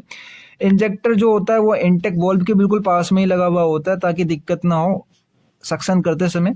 वर्किंग वही है कि फ्यूल इंजेक्ट करा जाएगा इंडिविजुअली हर एक सिलेंडर के अंदर में। एडवांटेज है कि इससे फ्यूल इजीली डिस्ट्रीब्यूट होता है, बेटर फ्यूल बचता है, यानी फ्यूल को अच्छी तरीके से बचाया जाता है, कम एमिशन होता है और हाई पावर मिलती है। डिसएडवांटेज है कि और महंगा हो जाता है और बहुत सारे सेंसर इसके लिए जरूरत होते हैं। एप्लीकेशन क्या है कि मॉडर्न पेट्रोल कार जो अब आ रही हैं उनके अंदर यही लगा पड़ा आ रहा है। Last that is third part होता है डायरेक्ट इंजेक्टेड यानी जीडीआई, गैसोलाइन डायरेक्ट, यानी बड़े बड़े गाड़ियों के अंदर हम इसका यूज करते हैं, जिसके अंदर देखो हाई एंड पेट्रोल इंजन जो होते हैं, टर्बो चार्ज इंजन होते हैं, जो बड़े बड़े गाड़ियां होती हैं, ये बड़े लेवल पे चाहिए होता है, तो हम मैनीफिल्ड ना यूज करके डायरेक्ट जो होती है हम फ्यूल को अंदर ही जो है इंजेक्ट करा देते हैं एक्सप्रे की हेल्प से सिलेंडर के अंदर। इसके कारण इसकी एफिशिएंसी भी बहुत हाई हो जाती है और आउटपुट भी बहुत हाई हो जाती है। ठीक है, अब देखो based on timing of injection की किस तरीके से आप इंजेक्शन कर रहे हो, कंटिन्यूस मतलब लगातार कर रहे हो, टाइमिड इंटरमीडिएटेड यानी रुक रुक के कर रहे हो, स्टिमुलेशन मतलब कभी थोड़ी देर कर रहे हो थोड़ी देर रुक रहे हो, ग्रुप इंजेक्शन यानी कि एक साथ में बहुत सारे साथ कर रहे हो आप, सीक्वेंशियल यानी कि रुक रुक के एक सीक्वेंस बना रखी है कि इतने पाइपलाइन से इतने टाइम तक होगा, इतने से इतने टाइम तक होगा, ऐसे 4 हैं तो एक टाइम पे 2 करेंगे तो एक टाइम पे 2 करेंगे, सीक्वेंशियल ऐसे हो जाएगा। ठीक है, तो बेसिकली आप पढ़ सकते हो पर पेपर में नहीं आता। पेपर के अंदर जो क्वेश्चन आएगा मैं पहले ही बता दूंगा कौन सा क्वेश्चन इंपॉर्टेंट है पेपर के लिए। Based on control method, control कैसे करते हैं तो मैकेनिकल इलेक्ट्रिकल, बेसिकली हम इलेक्ट्रिकली सबसे ज्यादा यूज करते हैं, मैकेनिकल तो अब खत्म ही हो गई है ना के बराबर। अब देखो कंपैरिजन है यहाँ पे कार्बोरेटर और फ्यूल इंजेक्टर के अंदर, मैंने आपको बता दिया है 2 मार्क्स के अंदर, पहले ही बता चुका है, वो वाला भी लिख सकते हो। एडवांटेजेस क्या है फ्यूल इंजेक्शन के, तो इससे आपको क्या हो रही है, हाँ ये वाला जो फ्यूल इंजेक्शन है ना, थोड़ी सी कंफ्यूजन हो गई थी मुझे भी, ये सीआई इंजन का नहीं है, ये एसआई इंजन का ही है। ठीक है, ये ऐसा इंजन का ही फ्यूल इंजेक्शन है। पहले हम कार्बोरेटर यूज करते थे, अब हम फ्यूल इंजेक्टर यूज करते हैं। तो बेसिकली क्या होता है इससे, देखो फ्यूल कंट्रोल भी ज्यादा होता है इससे, इसमें भी ज्यादा ही होता था। फ्यूल इकोनॉमी जो है, इसमें फ्यूल की बचत कम होती थी, लेकिन इसमें फ्यूल की बचत भी ज्यादा होती है। एमिशन भी इसमें कम, यहाँ पे गलत लिखा हुआ है, एमिशन इसमें ज्यादा निकलता था, इसमें तो कम निकलता है हमारा। जो कोल्ड स्टार्टिंग है इसमें कम होती है, इसमें ज्यादा होती है। मेंटेनेंस भी इसका जो था वो इजी हो जाता था, लेकिन फ्यूल इंजेक्शन का थोड़ा सा ज्यादा होता है मेंटेनेंस, टिपिकल करना इसको, मतलब करना टिपिकल थोड़ा सा हार्ड होता है। एडवांटेजेस क्या है कि यहाँ पे बेटर आपको माइलेज मिल जाती है, स्मूथ एक्सीलरेशन है, हाई पावर है, इजी स्टार्टिंग है, रिड्यूस पोल्यूशन है, बेटर इंजन लाइफ है। डिसएडवांटेजेस क्या है कि बहुत महंगा हो चुका है, आपको रिपेयर करवाने में ज्यादा खर्चा बैठने वाला, और सेंसर फेलियर होने पे भी बहुत बड़ा रिपेयर का आपका जो है परफॉर्मेंस भी ड्रॉप होती है और खर्चा भी बढ़ा आता है। Next question is also important for our fuel injection MPFI. देखो एक ही टाइप है और एक टाइप है, और ये एक टाइप बहुत बार पूछा भी गया है एकेटीयू के अंदर, 7 मार्क्स के अंदर इंपॉर्टेंट क्वेश्चन है। अब देखो इसका एक और नाम भी है, अगर इस नाम से पेपर के अंदर आ रहा है तो आप इस नाम की भी तैयारी कर लो कि देखो क्या नाम है, फ्यूल इंजेक्टर इन एसआई इंजन। ठीक है, 7 मार्क्स के अंदर अगर आ रहा है तो यही है फ्यूल इंजेक्टर इन एसआई इंजन, यही क्वेश्चन है। तो आप उसके अंदर सिंपल ये वाला डायग्राम, मतलब ये वाला क्वेश्चन सॉल्व कर सकते हो, ये क्वेश्चन आंसर लिख सकते हो ले जाके, नंबर नहीं कटेंगे। बहुत से बच्चे कंफ्यूज हो जाते हैं कि फ्यूल इंजेक्टर क्या पूछना क्या चाह रहा है क्वेश्चन के अंदर। तो एमपीएफआई का पूरा नाम है, शॉर्ट फॉर्म से भी आता है कभी कभार, शॉर्ट फॉर्म भी याद रखना, फुल फॉर्म भी याद रखना, मल्टी पॉइंट फ्यूल इंजेक्शन। एक तरीके के फ्यूल इंजेक्शन सिस्टम है जो कि ईच सिलेंडर के ऊपर लगा हुआ होता है, अपने खुद के इंजेक्टर करने के लिए माउंटेड करा जाता है इंटेक बॉल के पास में, और सप्लाई करता है प्रीसिलेंडर सबको क्वांटिटी में फ्यूल को। अब देखो हर एक सिलेंडर पे एक इंजेक्टर लगा हुआ होता है। अब नीड क्यों है एमपीएफआई की, कि कार्बोरेटर जो बेकार था उसमें बहुत सारी दिक्कत होती थी, जैसे कि ऊपर वाली दिक्कत भी लिख सकते हो इसके अंदर, बेसिकली वही है सब कुछ जो मैंने ऊपर लिखा है आपको, इसलिए वहां पे वर्किंग स्किप करी थी, क्योंकि वर्किंग मैं यहाँ की बताने वाला था। अनइक्वल फुल डिस्ट्रीब्यूशन है, हाई एमिशन होती थी, पुअर माइलेज आती थी, पुअर टोटल रिस्पॉन्स आती थी, इसलिए एमपीआई ने इन सबको सॉल्व कर दिया। लोकेशन कहाँ तो मैंने बता दिया, हर इंटेक वॉल्व के पास में लगा होता है इंजेक्टर, और फ्यूल इंटर इसी के द्वारा हमारा जो है इंटेक एयर से करता है। यहाँ पे मेन कंपोनेंट क्या है, तो fuel tank, electrical pump, fuel filter, fuel rail, pressure regulator, injector, throttle body, ECU सबसे मेन है जो खुद कंट्रोल करने वाला है सबको, और देन लास्ट में आता है सेंसर, इंटेक मैनिफोल्ड।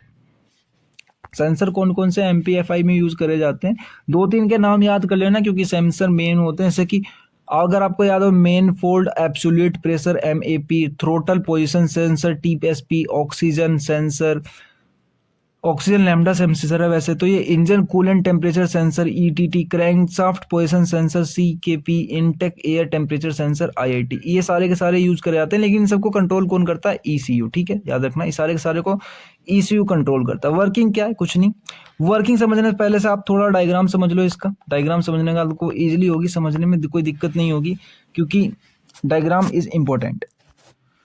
अब देखो मल्टी पॉइंट जो है हमारा, that is multi point fuel injection MPFI, इसका डायग्राम है। बेसिकली कुछ नहीं है इसके अंदर, ये फ्यूल टैंक है, फ्यूल टैंक से फ्यूल पंप हमने लगा के फ्यूल लिया, फ्यूल को आगे फिल्टर किया और इसको ईच इंडिविजुअल फ्यूल इंजेक्टर के अंदर डाल दिया। ठीक है, फ्यूल इंजेक्टर के अंदर डाल दिया। अब देखो हर इंजन सिलेंडर के ऊपर आपका इसके ऊपर लगा पड़ा है एक फ्यूल इंजेक्टर। अब फ्यूल इंजेक्टर इसके अंदर एयर भरी पड़ी है पहले से ही, क्योंकि हमने एयर फिल्टर की हेल्प से एयर को रख रखा है इसके अंदर। एयर के पास होते हुए जो ये सारे के सारे जाएंगे सिलेंडर के अंदर। ठीक है, ये आपके इंजन सिलेंडर है सारे के सारे, इससे आपको क्या मिलेगा, आउटपुट मिलने वाला है। और इसके अंदर जो एयर है वो एयर बाहर से आएगी और एयर इसके अंदर भरी रहेगी। और इस सबको कंट्रोल कौन कर रहा है, पूरे मैकेनिज्म को, तो ईसीयू कंट्रोल कर रहा है, इसको भी, इसको भी, इसको भी, सारे पार्ट को कंट्रोल कर रहा है ईसीयू। मैंने बताया था ईसीयू इंपॉर्टेंट है। तो बेसिकली इसकी वर्किंग यही रहती है, सिंपल सा डायग्राम, कुछ ज्यादा कॉम्प्लिकेटेड नहीं है इसके अंदर। देखो फ्यूल पंप सप्लाई कर रहा है फ्यूल को हाई प्रेशर के साथ, फ्यूल पास हो रहा है एयर फिल्टर से। ठीक है, जिसके कारण वो एयर से मिल हो जा रहा है, और रिसीवर रिसीव कर रहा है सेंसर से, जिसके कैलकुलेट कर रहा है सबको। तो इंजेक्टर स्प्रे कर रहा है उसको ले जाके अब उसके अंदर, सिलेंडर के अंदर, जहाँ पे एयर और फ्यूल मिक्सचर हो चुके हैं पहले ही, तो वो कंबर्स हो जा रहे हैं सिलेंडर के अंदर। ठीक है, अब देखो टाइप्स ऑफ एमपीएफआई, टाइप्स कभी पूछे नहीं जाते, बट एक साइमल्टेनियस होता है, एक ग्रुप होता है। साइमल्टेनियस का मतलब कि आपके जो सारे इंजेक्टर है वो सारे के सारे एक ही टाइम पे चल रहे हैं, एक ही टाइम पे बंद हो रहे हैं, सारे के सारे एक ही टाइम पे। ग्रुप है कि कुछ चल रहे हैं कुछ नहीं चल रहे हैं। सीक्वेंसर मैंने आपको बताया था कि आपने फिक्स कर रखा है कि ये वाला चलेगा, ये वाला बंद रहेगा, ये वाला चलेगा, ये वाला बंद रहेगा। ठीक है, एडवांटेजेस क्या होते हैं कि ये यूनिफॉर्म फ्यूल डिस्ट्रीब्यूशन करता है, बेटर माइलेज देता है, हाई पावर होता है, smooth acceleration, easy cold starting, reduce emissions. Basically वही है सारे इनके। पैसा महंगा होता है, बहुत कॉम्प्लेक्स सिस्टम होता है बनवाने में, जो मेंटेनेंस कॉस्ट बहुत हाई आती है, और साथ ही साथ में एक्सपेंसिव सेंसर लगे हुए होते हैं। अब देखो एमपीएफआई और एसपीएफआई में कभी कभार 2 मार्क्स के अंदर जो है वो आ जाती है इसकी कि डिफरेंस बताओ दोनों के अंदर। देखो यहाँ पे मल्टी पॉइंट फ्यूल इंजेक्शन है, वो सिंगल पॉइंट है, एक के अंदर सारे पे लगाया गया, एक के अंदर एक पे लगाया गया। फ्यूल अनफॉर्मल होगा, इसमें अनइक्वल होगा, इसमें यूनिफॉर्मल होगा। ठीक है, एफिशिएंसी इसकी हाई होगी, इसकी लो होगी, इसकी कॉस्ट भी हाई होगी, इसकी लो होगी। एप्लीकेशन आपको पता है कि अब मॉडर्न पेट्रोल कारों के अंदर यही लगा पड़ा आ रहा है, VSVI जितने भी व्हीकल्स हो रहे हैं सबके अंदर यही आ रहा है, और हाई परफॉर्मेंस SI इंजन के अंदर भी यही आ रहा है। बेसिकली ये डायग्राम है, आगे चलते हैं। अब next topic is our also important कि fuel system is CI engine. CI engine के अंदर फ्यूल सिस्टम क्या है। बेसिकली फ्यूल सिस्टम जो है दैट इज हमारा 7 मार्क्स के अंदर पूछा जाता है कि फ्यूल सिस्टम क्या क्या होता है CI इंजन के अंदर। अभी तो हमने पढ़ा है SI इंजन के अंदर, अब पढ़ेंगे सीआई इंजन के अंदर। तो बेसिकली फ्यूल सिस्टम कुछ भी हो, बस खाली फ्यूल को मेंटेन करना है इंजेक्टर की हेल्प से। तो बेसिकली वही डायग्राम आप यहाँ पे लिख सकते हो, बस खाली जहाँ पे सीआई लिखा था वहां पे एसआई कर देना। जैसे फ्यूल इंजेक्शन सिस्टम एक तरीके का इंजेक्शन सीआई इंजेक्शन के लिए लगाया जाता है, जो कि सिस्टम होता है मीटर करने का, प्रेशराइज करने का, टाइम को मैनेज करने का, इंजेक्ट करने का डीजल फ्यूल को डायरेक्टली इनटू कंबशन चैम्बर के अंदर, जहाँ पे फाइनली एटोमाइज्ड हो जाए फॉर्म में end of the combustion stroke. ठीक है, इसमें दो चीज अलग होती है सीआई के अंदर, अगर आप भूल गए हो मैं याद दिला दूं। पहला, इसके अंदर हम एयर के साथ जो है वो फ्यूल को मिक्स नहीं करते हैं, ठीक है, ये रॉन्ग मेथड है।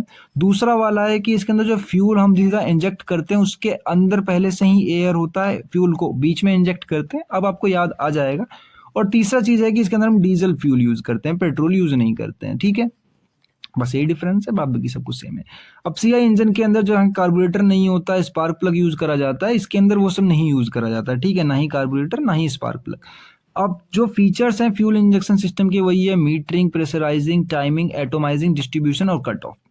ठीक है, अब मैं आपको बताया तो मीटरिंग यानी कि सही अमाउंट में क्वांटिटी देना, प्रेशराइजिंग मतलब प्रेशराइज करना वहां पे, टाइमिंग सही टाइम पे इंजेक्ट करना, ऑटोमाइजिंग उनको छोटे छोटे टुकड़ों में तोड़ देना, डिस्ट्रीब्यूशन पूरे ही सिलेंडर के अंदर सेम डिलीवरी देना, कट ऑफ यानी कि आपकी जो सप्लाई है वो इंस्टेंटली जब आपको चाहिए मिल जाए, जब नहीं चाहिए ना मिले, कट ऑफ हो जाए उसका। ठीक है, बस यही फंक्शन है इसके।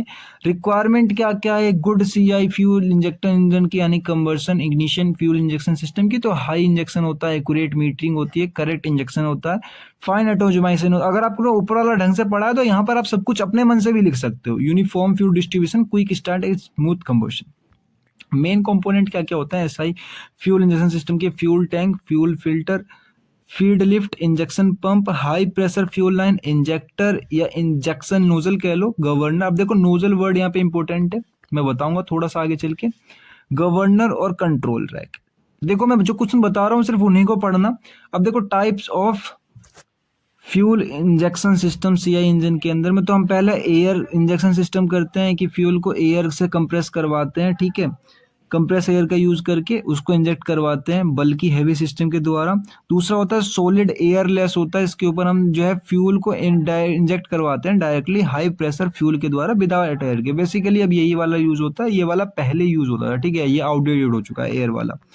तो widely use in all modern diesel engine, जितने भी इंजन डीजल अब यही यूज होते हैं। सॉलिड के अंदर से कॉमन रेल हो गया, individual pump, distributor unit, injector system.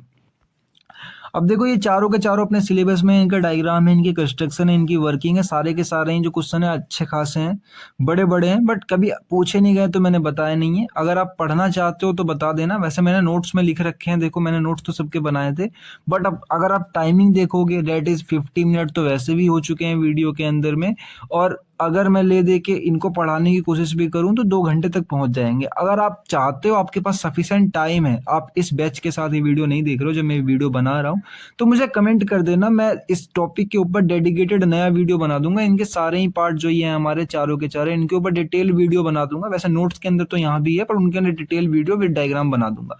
मुझे कमेंट करके बता देना, अगर आप लोग चाहते हो तो कमेंट करके बता देना, मैं ये पार्ट स्किप कर रहा हूँ। देन हम लोग आगे चलते हैं, ठीक है। आगे डेट इज हमारा इस इंपॉर्टेंट टॉपिक, फ्यूल इंजेक्टर क्या होता है डीजल इंजन के अंदर में, और डीजल इंजन को सीआई इंजन भी कहते हैं, याद रखना, कंफ्यूज मत होना। क्वेश्चन कंफ्यूज करने के लिए different different kind of name से पूछा जाता है। तो एक फ्यूल इंजेक्टर होता है, एक डिवाइस होता है सीआई इंजन का इंजेक्ट करने के लिए मेजर क्वांटिटी, यानी क्वांटिटी को मेजर करके डीजल फ्यूल की एक कंबशन चैम्बर के अंदर में बहुत हाई टेम्परेचर पे बहुत छोटे टुकड़ों में तोड़ के एक करेक्ट टाइम के ऊपर, ठीक है। तो डेफिनेशन किसकी होती है? फ्यूल इंजेक्टर की होती है। तो ये फ्यूल इंजेक्टर किस किस चीजों से बना हुआ होता है? तो इसके ऊपर हम आउटर केसिंग करके रखते हैं, इसके अंदर जितने भी हाउसेस होते हैं वो ऑल कंपोनेंट्स के होते हैं, इसके अंदर होते हैं आउटर केसिंग, इसको मान सकते हो, और स्टेनलेस स्टील की बनी हुई होती है। नोजल बॉडी हो गई, नोजल बॉडी वो पार्ट है जो कि हमारी नोजल यानी टिप पे लगा के रखते हैं, जिससे हमारा फ्यूल जो है पास होके बाहर निकलेगा। तो वो कैसा निकलेगा, उसका छिड़काव किस तरीके से होगा, उसी को कहते हैं हम नोजल। लोअर पार्ट होता है नोजल ओरिफिक का बना हुआ होता है और डायरेक्टली फ्यूल स्प्रे करता है कंबशन चैम्बर के ऊपर में। नोजल निडल भी उसी को कहते हैं, वॉल्व मान लो, जो कि प्रीशियस मशीन निडल होता है एक तरीके से, नोजल की बहुत पतली सी निडल जो कंट्रोल कर रही होती है ओपन और क्लोजिंग फ्यूल के पासेस को, ठीक है। Normally kept close by spring force, ठीक है, स्प्रिंग फोर्स की हेल्प से हम इसको कैप्ट करके रखते हैं। अब प्रेशर स्प्रिंग क्या हो गई, जिसपे हम अप्लाइड फोर्स करने वाला, जो न्यूजल वॉल्व को कमांड देने वाली है, उसको कंट्रोल करना है कि ओपन करना है, ठीक है। Spring seat adjustment chip, basically ये छोटे छोटे टर्म हैं जो आपको ध्यान ना रहे पेपर में तो कोई बड़ी बात नहीं होगी, बस खाली मेन मेन पॉइंट याद रखना। जैसे स्प्रिंग सीट होती है, एडजस्टमेंट चिप होती है, help set correct. Next one is fuel inlet connection, जिसके अंदर हम कनेक्शन इंटीरियर करके रखते हैं। लीक ऑफ, यानी कि ध्यान रखना रिटर्न एक्सेस फ्यूल, अगर ज़्यादा फ्यूल आ गई तो उसको दोबारा से टैंक में भेज देती है। फिल्टर, इसकी जहाँ पे डर्टी पार्टिकल्स को फिल्टर करके इंजेक्टर के थ्रू से हम उस टैंक के अंदर भेजते हैं। अब देखो कुछ तरीके के होते हैं, सिंगल, मल्टी, पिल्टन और पिंटल और पिंटॉक्स नोजल। 4 तरीके के नोजल हैं हमारे। नोजल की क्लासिफिकेशन है 7 मार्क्स के अंदर कितने बार तो यही क्वेश्चन आ चुका है कि नोजल की क्लासिफिकेशन कर दो, ठीक है। तो बेसिकली मैं बताने वाला हूँ, ये क्वेश्चन हम पढ़ेंगे 7 मार्क्स के अंदर। फिलहाल तो ये हमारी सिंपल सी आई थी तो हमने गो थ्रू कर लिया। और वर्किंग ऑफ फ्यूल इंजेक्टर क्या होता है, तो स्टेप स्टेप बाय वर्किंग मैंने बताई है कि पहले आप डायग्राम देख लो। डायग्राम देखने के बाद आपको शायद से वर्किंग और इजी तरीके से समझ में आएगी। डायग्राम गलती से नोट्स बनाते समय सबके नीचे लग गए थे। तो देखो यहाँ पे कुछ नहीं है, ये हमारी फ्यूल यहाँ से इनलेट करने वाली है और ये इसके पास आएगी। लीक ऑफ, ये वो एरिया है जहाँ से अगर ज़्यादा फ्यूल आ गई तो वापस ऊपर चल जाएगी। और ये स्प्रिंग, प्रेशर स्प्रिंग से पास होते हुए आएगी यहाँ पे नोजल नीडल के ऊपर, जो हमारे इसके ऊपर फोर्स लगाने वाला नोडल नीडल फोर्स लगाएगा। और ये नोजल की हेल्प से यहाँ पे होती है नोजल। कहाँ पे होती है नोजल, तो नोजल यहाँ पे होती है। नोजल की हेल्प से बाहर की तरफ स्प्रे हो जाएगी। बहुत ही सिंपल डायग्राम है, मैं छोटा कर देता हूँ आपको देखने के लिए। देखो ये सिंपल सा डायग्राम है। ये डायग्राम अगर पेपर में बना दोगे तो ठीक है, बहुत अच्छी बात है। नहीं तो देखो मैं कॉम्प्लिकेटेड डायग्राम भी लेकर आया था, ये रही कॉम्प्लिकेटेड डायग्राम। अगर आपको ये समझ में आ रही है, ये बनाओ, इसके अंदर सारे कंपोनेंट, एक एक कंपोनेंट इसके अंदर डिटेल से लिखे पड़े हैं। लेकिन अगर आपको पेपर में बनाना है तो मेरा मानना यही बनाना, बहुत सिंपल सा डायग्राम है, ज़्यादा नंबर मिलेंगे आपको। इसमें कॉम्प्लिकेटेड आपको बहुत कुछ पढ़ना पड़ेगा, बेसिकली सारे ही वर्ड है इसके अंदर, ठीक है। देन हम लोग चलते हैं अपने नोट्स के ऊपर। तो नोट्स पे आ चुके हैं हम, वर्किंग पे ही चल लेते हैं सीधा, वर्किंग से बड़ा करेंगे इसको।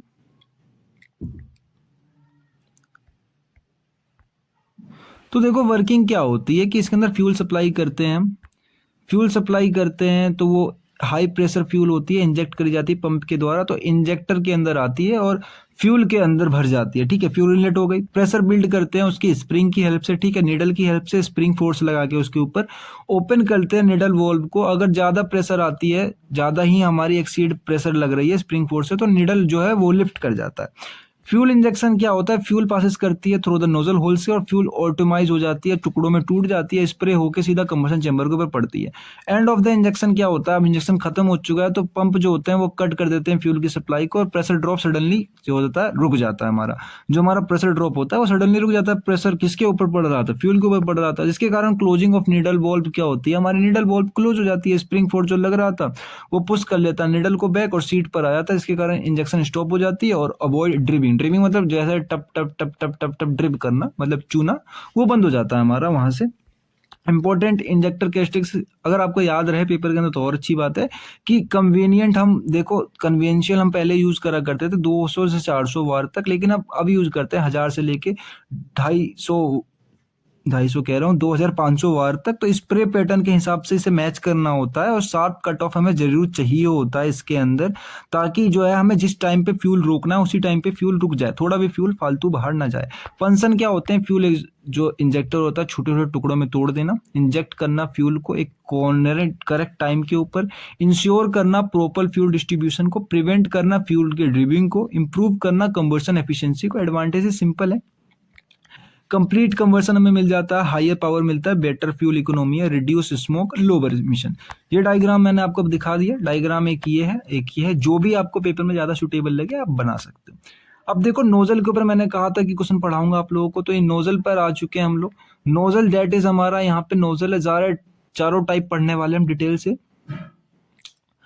नोजल इन सीआई इंजन, सीआई इंजन के अंदर ही लगा हुआ होता है, क्योंकि यहाँ पे नोजल एक क्रिटिकल रोल प्ले करता है। देखो नोजल एक जो है मोस्ट क्रिटिकल पार्ट है फ्यूल इंजेक्टर का। सीआई डीजल इंजन के अंदर ये मेन फंक्शन होता है एटोमाइज फ्यूल को, यानी फ्यूल को छोटे छोटे टुकड़ों में तोड़ने के लिए, डिस्ट्रीब्यूट यूनिफॉर्मली सब जगह बराबर, इंजेक्शन के टाइम में correct pressure, correct time, correct direction और एक कंबक्शन चैम्बर के अंदर डालने के लिए। देखो फंक्शन क्या होते हैं नोजल के, तो बेसिकली ब्रेक करना फाइन ड्रॉप्स में, कंट्रोल करना स्प्रे के पैटर्न को, इंश्योर करना कि प्रॉपर मिक्सन हुई है एयर और फ्यूल की, प्रिवेंट फ्यूल की ड्रिपिंग यानी टपकने के, जो उसके अंदर फ्यूल ना आपका एक्स्ट्रा निकले, उसको इंजेक्शन के बाद रोकना, इम्प्रूव करना कंबर्सन की एफिशिएंसी को और रिड्यूस करना कार्बन डाइऑक्साइड मोनोऑक्साइड गैसेस को। रिक्वायरमेंट्स क्या है एक गुड नोजल बनाने के, तो ये टॉपिक ही गायब हो गया, शायद से पीछे वाले पेज में जुड़ गया होगा जाके, पता नहीं, ये वाला पेज रह गया। रिक्वायरमेंट्स कुछ नहीं, मैं बताता हूँ गुड नोजल बनाने के। जो आपने यहाँ पे लिखे हैं कि ये नोजल जो है हमारा फंक्शन काम करता है, तो एक फाइन ड्रॉप करेगा, स्प्रे पे रिटर्न करेगा, ड्रिपिंग को रोकेगा, तो ये सारे गुड नोजल के रिक्वायरमेंट्स हो जाते हैं। ठीक है, टाइप्स क्या होते हैं फ्यूल इंजेक्टर नोजल के, तो देखो सिंगल, बेसिकली ये थर्ड टाइप है, इसको थर्ड टाइप नहीं है, सिंगल नोजल टाइप है। ये 4 तरीके के होते हैं, चारों ही हम पढ़ने वाले हैं, मैंने सबके डायग्राम के साथ लगाया। सिंगल में सिर्फ एक सिंगल होल नोजल क्या है, देखो मैं आपको डायग्राम में समझाता हूँ, कंफ्यूज मत हो ना, मैंने कोई पार्ट स्किप नहीं किया यहाँ पे, बस खाली आप बहुत देर से पढ़ रहे हो इसलिए बोर हो गए हो, मेरा मानना अब टाइम नहीं है, वैसे अब मन लगा के पढ़ना शुरू कर दो।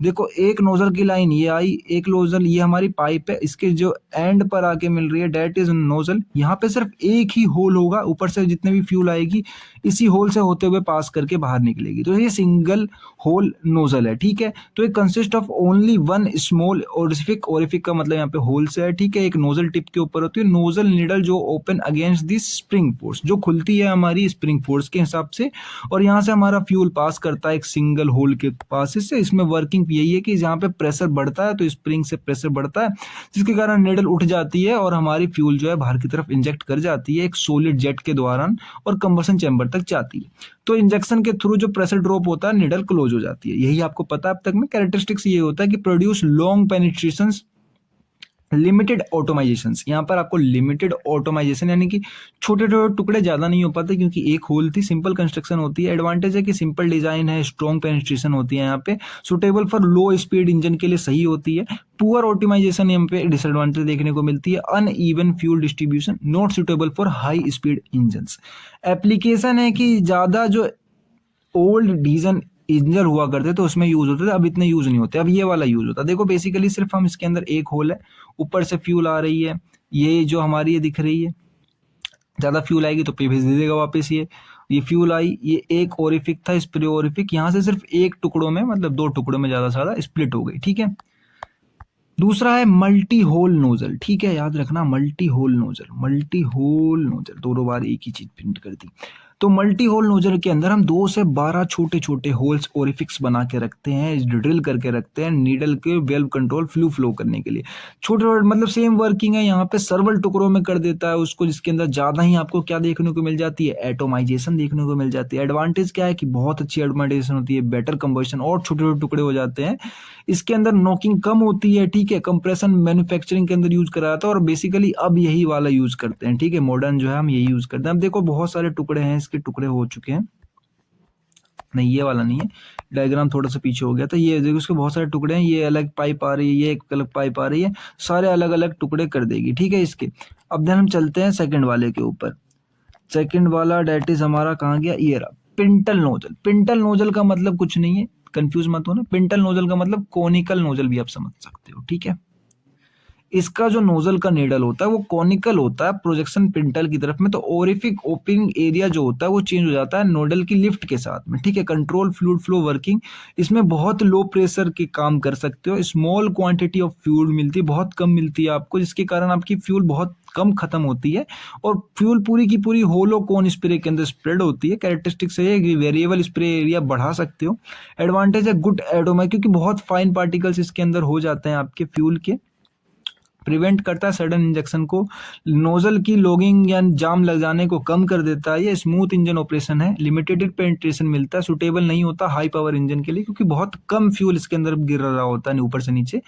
तो इसका डायग्राम ये ऊपर लग गया था देखो बनाते समय। तो इसके अंदर कोनिकल जो है ये हमारा यहाँ पे कोन है, ठीक है, और यहाँ से हमारे कोनिकल कोन बन के निकल रहा है, ठीक है, सर्कल में। देन नेक्स्ट चलते हैं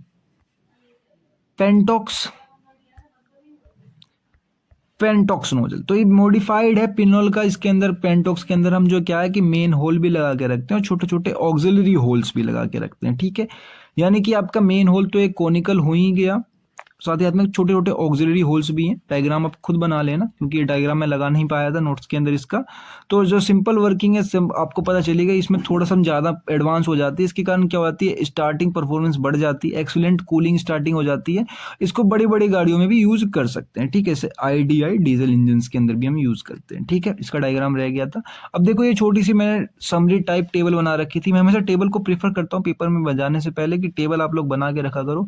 सिंगल होल पुअर, एक होल वाला बहुत पहले चलता था, इसकी ऑटोमेशन पुअर होती थी, पेनिट्रेशन हाई होती थी, इसके अंदर कॉम्प्लेक्सिटी सिंपल थी, और एप्लीकेशन स्लो स्पीड इंजन बहुत पहले यूज होता था। अब तो है मल्टी यूज करते हैं। ऑटोमेशन एक्सीलेंट होती है, पेनिट्रेशन मीडियम होती है, कॉम्प्लेक्स होता है, कॉम्प्लेक्सिटी और हाई स्पीड इंजन के अंदर यूज करी जाती है, और अब मोस्टली स्लो के अंदर भी ये यूज करी जाती है। पिंटल जो होती है बहुत छोटे इंजन के अंदर से, IDI इंजन बहुत छोटे छोटे इंजन होते हैं उसके अंदर यूज करी जाती है, क्योंकि बहुत कम पावर में निकलती है। और जो पेनिटॉक्स होती है थोड़े महंगे गाड़ियों में यूज होती है, बहुत अच्छी होती है, एक्सीलेंट से भी अच्छी, वेरी गुड होती है, कंट्रोल भी होती है पेनिट्रेशन इसकी, कॉम्प्लेक्सिटी थोड़ी सी कॉम्प्लेक्स होती है, और कोल्ड स्टार्टिंग इंजन जो गाड़ी शुरुआत में बंद पड़ी होती है उनको बहुत अच्छी तरीके से चालू भी कर देती है। नेक्स्ट और सबसे लास्ट टॉपिक पे हम लोग आ चुके हैं। कॉन्ग्रेचुलेसन आप लोगों को, आप लोग इतना देखे और इतना सपोर्ट किए मेरे को। मैं भी आपको पढ़ाते पढ़ाते अब लास्ट टॉपिक पर आ गया हूँ, यूनिट नंबर 3 के टर्बो चार्जर। अब देखो टर्बो चार्जर 7 मार्क्स के अंदर कभी कभार आता है। वैसे ATD के अंदर आपने इसको ढंग से पढ़ा होगा, नहीं पढ़ा यूनिट नंबर 1 के अंदर ही था, छोड़ दिया, कोई बात नहीं, मैं आप पढ़ा देता हूँ। टर्बो चार्जर होता कुछ नहीं है। टर्बो चार्जर हम एफिशिएंसी को बढ़ाने के लिए लगा देते हैं किसी भी एक इंजन के अंदर। अब कैसे, देखो, एक टर्बो चार्जर एक फोर्स इंडक्शन डिवाइस होता है जो कि यूज करा जाता है IC इंजन के अंदर, इंक्रीज इंजन पावर यानी efficiency by supplying compressed air into the cylinder using exhaust gas energy. अब देखो ये लाइन समझ के कुछ लोगों को समझ में आ गया होगा, कुछ को नहीं। मैं बता रहा हूँ, जो एग्जॉस्ट गैस हमारी निकल रही होती है बाहर बर्न होने के बाद, उससे हम एक कंप्रेसर चला लेते हैं। उस कंप्रेसर के दौरान वो कंप्रेसर क्या करता है, एयर को कंप्रेस करता है। जो हमारी नॉर्मल एयर आ रही होती है उसको वहां से कंप्रेस करा के बाहर निकाल लेते हैं, जिसके कारण उसको उस एयर को बर्न करने में आसानी होगी। आपने टरबाइन के अंदर बहुत बार देखा होगा ये, ठीक है, गैस टरबाइन के अंदर स्पेशली। तो अब हम इसको इंजन के अंदर भी करने वाले हैं। तो देखो ये क्रैंक शाफ्ट से पावर नहीं ले रहा, ये एग्जॉस्ट गैस की हेल्प से चल रहा है, ठीक है, जो एग्जॉस्ट गैस निकल रही है हमारी। अब देखो टर्बो चार्जिंग की जरूरत क्यों है, क्योंकि इससे आप पावर बढ़ा सकते हो बिना इंक्रीजिंग इंजन साइज। बिल्कुल इंजन साइज नहीं बढ़ानी, पावर बढ़ जाएगी आपकी। दूसरी ये कि ये वॉल्यूमेट्रिक एफिशिएंसी बढ़ा देता है, यानी उतनी फ्यूल आपने जो है जलाई है और तभी भी ज्यादा इंप्रूव हो चुकी है, बेटर फ्यूल मिक्सिंग हो जाती है इसके अंदर। साथ ही साथ में कॉम्पनसेट कर सकता है आपकी जो पावर बेकार हो रही थी, लॉस हो रही थी, उनको यूज कर सकते हो। इंप्रूव फ्यूल इकोनॉमी, यानी फ्यूल अच्छे तरीके से आपका बर्न होने के बाद भी आप उसको यूज कर सकते हो, यानी और फ्यूल की बचत हो जाती है यहाँ पे। और इसके कारण आप जो है यहाँ पे थोड़े से स्मोक को कम भी कर सकते हो। प्रिंसिपल सेम है इसका। एक टर्बो चार्जर जो होता है वो वर्क करता है principle of energy of recovery of exhaust gas, जो बाहर आपकी जा रही है एग्जॉस्ट गैस के ऊपर। एग्जॉस्ट गैसेस जो है वो बहुत ज्यादा प्रेशर और वेलोसिटी टेम्परेचर रखते हैं अपने पास, जिसके कारण पूरा का पूरा कंप्रेसर चला देते हैं। तो इसके अंदर एक कंप्रेसर लगा के रखते हैं, इसके कारण टरबाइन से कंप्रेसर चलता है। तो कंप्रेशन जो होता है वो इंटेक करता है एयर को और उसको भेज देता है सिलेंडर के अंदर, उसको कंप्रेस करके। तो इसके अंदर मेन कंपोनेंट क्या क्या होता है, पहला होता है टरबाइन, जो एग्जॉस्ट गैस के बगल में लगा होता है, जो एक तरीके का ड्राइव कर रहा होता है एग्जॉस्ट गैस उसको, तो वो कन्वर्ट कर रहा होता है एग्जॉस्ट एनर्जी को मैकेनिकल एनर्जी के अंदर, ठीक है। अब टरबाइन चला रहा है कंप्रेसर, कंप्रेसर क्या कर रहा है, एयर को कंप्रेस कर रहा है, उसके प्रेशर बढ़ा रहा है, टेम्परेचर बढ़ा रहा है और इंजन में भेज दे रहा है। और ये शाफ्ट दोनों को कनेक्ट करके रखता है, दोनों के बीच का कनेक्टिंग रोड है। Rotate very high speed up to 1 lakh, 1.5 lakh नहीं, 1,50,000 RPM तक, ठीक है। बियरिंग सिस्टम जो कि दोनों को सपोर्ट करने के लिए बीच में लगा के रखते हैं हम, ठीक है। केसिंग ऊपर सब कुछ केसिंग करके रखते हैं। वर्किंग कुछ नहीं है, एग्जॉस्ट गैस जो बाहर निकल रही है उसकी हाई वेलोसिटी हाई टेम्परेचर थी, उसको हमने स्ट्राइक करा लिया टरबाइन की ब्लेड्स के ऊपर, टरबाइन घूमी, कंप्रेसर चला तो हमें फ्रेश एयर को कंप्रेस किया, उसको सिलेंडर के अंदर भेज दिया, और जिससे हमें ज्यादा एयर जो हमारा पहले से ही गर्म होकर आया हमारा एयर, जिसके कारण वो जल्दी से जल गया और हमें हाई कन्वर्सन मिला, जिससे हमें ज्यादा पावर मिल गई, ठीक है। इफेक्ट क्या होते हैं टर्बो चार्जिंग के इंजन परफॉर्मेंस पे, से पावर आउटपुट मान लो आपकी 30 से 50% क्या होती है, बढ़ जाती है, ठीक है। और सेम इंजन साइज है, सब कुछ सेम चीज आपका, बस खाली 50 से 30% ज्यादा इंजन वर्क करने लगा है। वॉल्यूमेट्रिक एफिशिएंसी बढ़ जाती है, मोर एयर जो है आपके पर साइकिल बढ़ जाते हैं। एडवांटेजेस क्या है टर्बो चार्जर के, कि हाई पावर आउटपुट होती है, पेट्रोल इकोनॉमी होती है, स्मॉल साइज के अंदर आप बढ़ा सकते हो, reduce emission, better attitude, performance, ठीक है। डिसएडवांटेजेस सिंपल सी हैं, टर्बो लैग होती है इसके अंदर। टर्बो लैग मतलब कि टर्बो चार्जर को चलाने के बाद जो उस, देखो टर्बो लैग 2 नंबर में आता है टर्बो लैग, ठीक है। टर्बो लैग मैंने आगे बताया भी होगा नोट्स के अंदर। अगर टर्बो लैग देखो मैं अभी नहीं बता रहा हूँ, वैसे बता ही देता हूँ, अभी शायद मैंने नोट्स के अंदर ऐड किया था।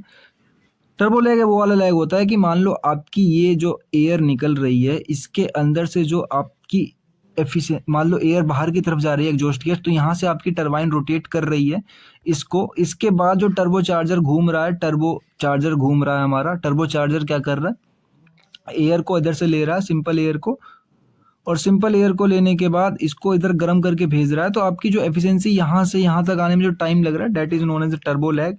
इतना टाइम लग रहा है आपको, कहने का मतलब इधर से आपकी एयर निकली, एग्जॉस्ट एयर, बाद में जो फ्रेश एयर सिलेंडर में आ रही है, बीच में जितना मैकेनिज्म हो रहा है हमारा सारा, तो यहाँ से यहाँ तक का जो टाइमिंग लैग लग रहा है, that is turbo lag.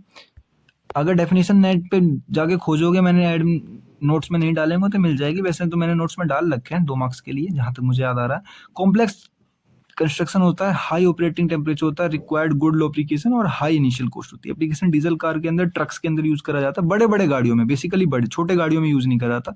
Marine engine में, एयरक्राफ्ट में, पावर प्लांट में और रेसिंग इंजन में। टर्बो चार्जर और सुपर चार्जर के अंदर 2 मार्क्स के अंदर बहुत बार जो है क्वेश्चन पूछा गया है। तो देखो ये जो है आपके एग्जॉस्ट गैस से चला जाता है, ये इंजन के क्रैंकशाफ्ट से चला जाता है। इसके अंदर कोई पावर लॉस नहीं होता, इसके अंदर पावर लॉस होता है, हायर एफिशिएंसी होती है, लोअर एफिशिएंसी होती है, टर्बो लैग प्रेजेंट होता है, इसके अंदर कोई लैग प्रेजेंट नहीं होता, ठीक है।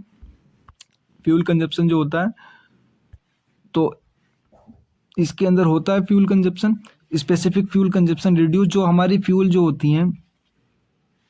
अच्छा ये वो वाला पेज है जो ऊपर रह गया था मेरा, वो पेज में कह रहा था ना कि वो पेज कहाँ चला गया हमारे यहाँ पे। तो एक अच्छा फ्यूल बनाने के लिए हमें जो है 3 चीज चाहिए होती है। टर्बो चार्जर इन एससीआई इंजन के अंदर देखो नॉकिंग की प्रॉब्लम इससे कम हो जाती है, जो है यहाँ पे इंजेक्ट मोर फ्यूल इजीली कर सकते हैं, बेटर एग्जॉस्ट एनर्जी यूटिलाइजेशन। देखो टर्बो लैग, वही तो मैं कह रहा था कि नोट्स के अंदर डाले हैं, पता नहीं कहाँ चला गया। एक पेज मेरे से गलती से नोट्स बनाते समय आगे की जगह पीछे लग गया था, इससे सारी दिक्कत हो रही है। तो टर्बो लैग क्या होता है, तो टर्बो लैग एक तरीके का टाइम डिले होता है between the throttle application the boost pressure rise, यानी कि आपके जो थ्रोटल एप्लीकेशन जहाँ से आपकी निकली है बाहर की तरफ एग्जॉस्ट के साथ साथ में बूस्ट प्रेशर राइज, यहाँ पर आपने बूस्ट किया है। तो मैं यही बताना चाह रहा था, बस खाली लैंग्वेज थोड़ी सी डिफरेंट हो गई थी कि जहाँ से आपकी एग्जॉस्ट गैस अभी भी निकली है, जहाँ पर आपने बूस्ट को किया है, ठीक है। तो इनर्शिया ऑफ टरबाइन के कारण होता है ये low exhaust gas flow at the low speed के कारण, जिसके कारण जो है आपकी रिड्यूस मेथड है इसके आपको करना है तो स्मॉलर टरबाइन लगाओ, वेरिएबल ज्योमेट्री लगाओ, यानी छोटे टरबाइन लगाओ। अगर आपको जो है टर्बो लैग कम करना है, छोटे टरबाइन लगाओ, वेरिएबल ज्योमेट्री टर्ब्यूटर लगाओ, या 2 इन टर्ब्यूट सिस्टम लगाओ। इंटरकूलर टर्बो चार्जर के अंदर चाहिए होता है, क्योंकि टर्बो चार्जर जो है ना हीट प्रोड्यूस करता है। तो इसके अंदर अगर कूलर कंप्रेसर एयर लगा दोगे तो हीट जो है इसके अंदर प्रोड्यूस नहीं होगी, इसकी एफिशिएंसी बढ़ जाएगी, इसलिए हमें इंटरकूलर चाहिए होता है। देखो increase air density, reduce knocking और इंप्रूव पावर सप्लाई एफिशिएंसी, सब कुछ बढ़ा देती है। फ्यूल, ये सेम पेज यहाँ पे दोबारा लग गया। अब देखो टर्बो चार्जर का छोटा सा डेफिनेशन मैं छोटा करके दिखाता हूँ आपको। डायग्राम लेकर आया था मैं टर्बो चार्जर के लिए। देखिए जैसे कि मान लो आपका ये सिलेंडर है, सिलेंडर के इस तरफ से तो आपके जो है सिंपल आपका एयर और फ्यूल का मिक्सचर एक तरफ से आएगा और एक तरफ से बाहर जाएगा। तो हम मान के चल रहे हैं कि इधर से हमारा बाहर जा रहा है, तो ये देखो एग्जॉस्ट गैस बाहर जा रही है और बाहर जाने के बाद ये एक टरबाइन को चलाते हुए बाहर की तरफ निकल जा रही है, ठीक है। अब टरबाइन घूम चुकी, टरबाइन ने अपनी पावर दे दी कंप्रेसर को, कंप्रेसर ने क्या किया कि बाहर से जो हमारी एयर थी उसको पकड़ लिया, मतलब जो अंदर आ रही थी बाहर से उस एयर को पकड़ लिया और उस एयर को पकड़ के कंप्रेस कर दिया। कंप्रेस करने के बाद वो एयर कंप्रेस हो चुका है, तो कंप्रेस एयर होके अब कंप्रेस एयर आ रहा है यहाँ से। अब इसको हमने क्या किया है अच्छे तरीके से, अगर स्पार्क इंजन है यानी एसआई इंजन है तो यहाँ पे फ्यूल में मिक्स करके इसके अंदर डाला, अगर ये सीआई इंजन है तो बिना मिक्स करे सीधा इसके अंदर डाल दिया। उसके बाद इसने इसको कंप्रेस किया और ऊपर से फ्यूल इंजेक्ट कर दिया, तो हमें क्या हुई, एफिशिएंसी बढ़ गई हमारी, ठीक है। तो एक डायग्राम तो ये है, मैं जूम करके जूम आउट कर देता हूँ, नामकरण आप देख लेना। अब देखो थोड़ा बड़ा करके ही दिखा देता हूँ क्योंकि इतना है ऊपर का, वैसे तो नोट्स में मिल ही जाएगा आप लोगों को। अब दूसरा डायग्राम भी मैंने डाला था, दूसरा डायग्राम जो बनाने लायक नहीं है पेपर के अंदर, बट समझाने के लिए है कि आप कह रहे होंगे कि वियरिंग सिस्टम कहाँ गया इसका। तो देखो ये तो हो जाती है हमारी, कहाँ जाती है यार, ये तो हो जाती है टरबाइन के ऊपर की हाउसिंग, ये हो जाएगी हमारी टरबाइन। टरबाइन रोटेट करेगी, ये बियरिंग सिस्टम है, ये बीच की लंबी शाफ्ट है हमारी, और जो इस तरफ है ये कंप्रेसर है। कंप्रेसर एयर को जो है इन करेगा और ऐसे कंप्रेस करके अंदर की तरफ भेज देगा, ठीक है। तो ये हमारे सारे पार्ट हो जाते हैं एक टर्बो चार्जर के, और इसी के साथ हमारी जो है यूनिट नंबर 3 के सारे ही क्वेश्चन कंप्लीट हो जाते हैं। यूनिट नंबर 3 कंप्लीट हो गई और आप लोगों ने 500 मेरे सब्सक्राइबर कंप्लीट करवा दिए। मैं बहुत ज़्यादा लिटरली एक्साइटेड था इस चीज़ को लेकर कि कब कंप्लीट होगी, बट अब जाके कंप्लीट हुई है। मेरे पास बिल्कुल भी टाइम नहीं था इसका यूनिट नंबर 3 बनाने के लिए, बट आप लोगों ने मेरी इतना सपोर्ट किया तो मैंने भी इसका यूनिट नंबर 3 पूरा ही कंप्लीट बना दिया है। Best of luck you for examinations, ठीक है, बेस्ट ऑफ लक और थैंक यू वीडियो देखने के लिए। वीडियो पसंद आई हो तो लाइक कर देना, चैनल पे पहली बार हो सब्सक्राइब कर लो एंड मैं मिलता हूँ आप लोगों को अब नेक्स्ट सब्जेक्ट में नेक्स्ट सेमेस्टर के अंदर। अब जो लोग यहाँ पे पहली बार यूनिट नंबर 3 पढ़ रहे हैं उन लोगों को बता दूं, आप दूसरे सेशन के बच्चे हो, मैंने पहले सेशन में वीडियो रिकॉर्ड किया था। आप लोग मुझे कमेंट करके बता देना कि यूनिट नंबर 4 आपको चाहिए कि नहीं चाहिए, क्योंकि इस सेशन में तो टाइम नहीं रहा मेरे पास अब नेक्स्ट सेशन के। लेकिन जब आप लोग आओगे, आप नेक्स्ट सेशन में देख रहे हो, तो यूनिट नंबर 4 मुझे जरूर से बता देना।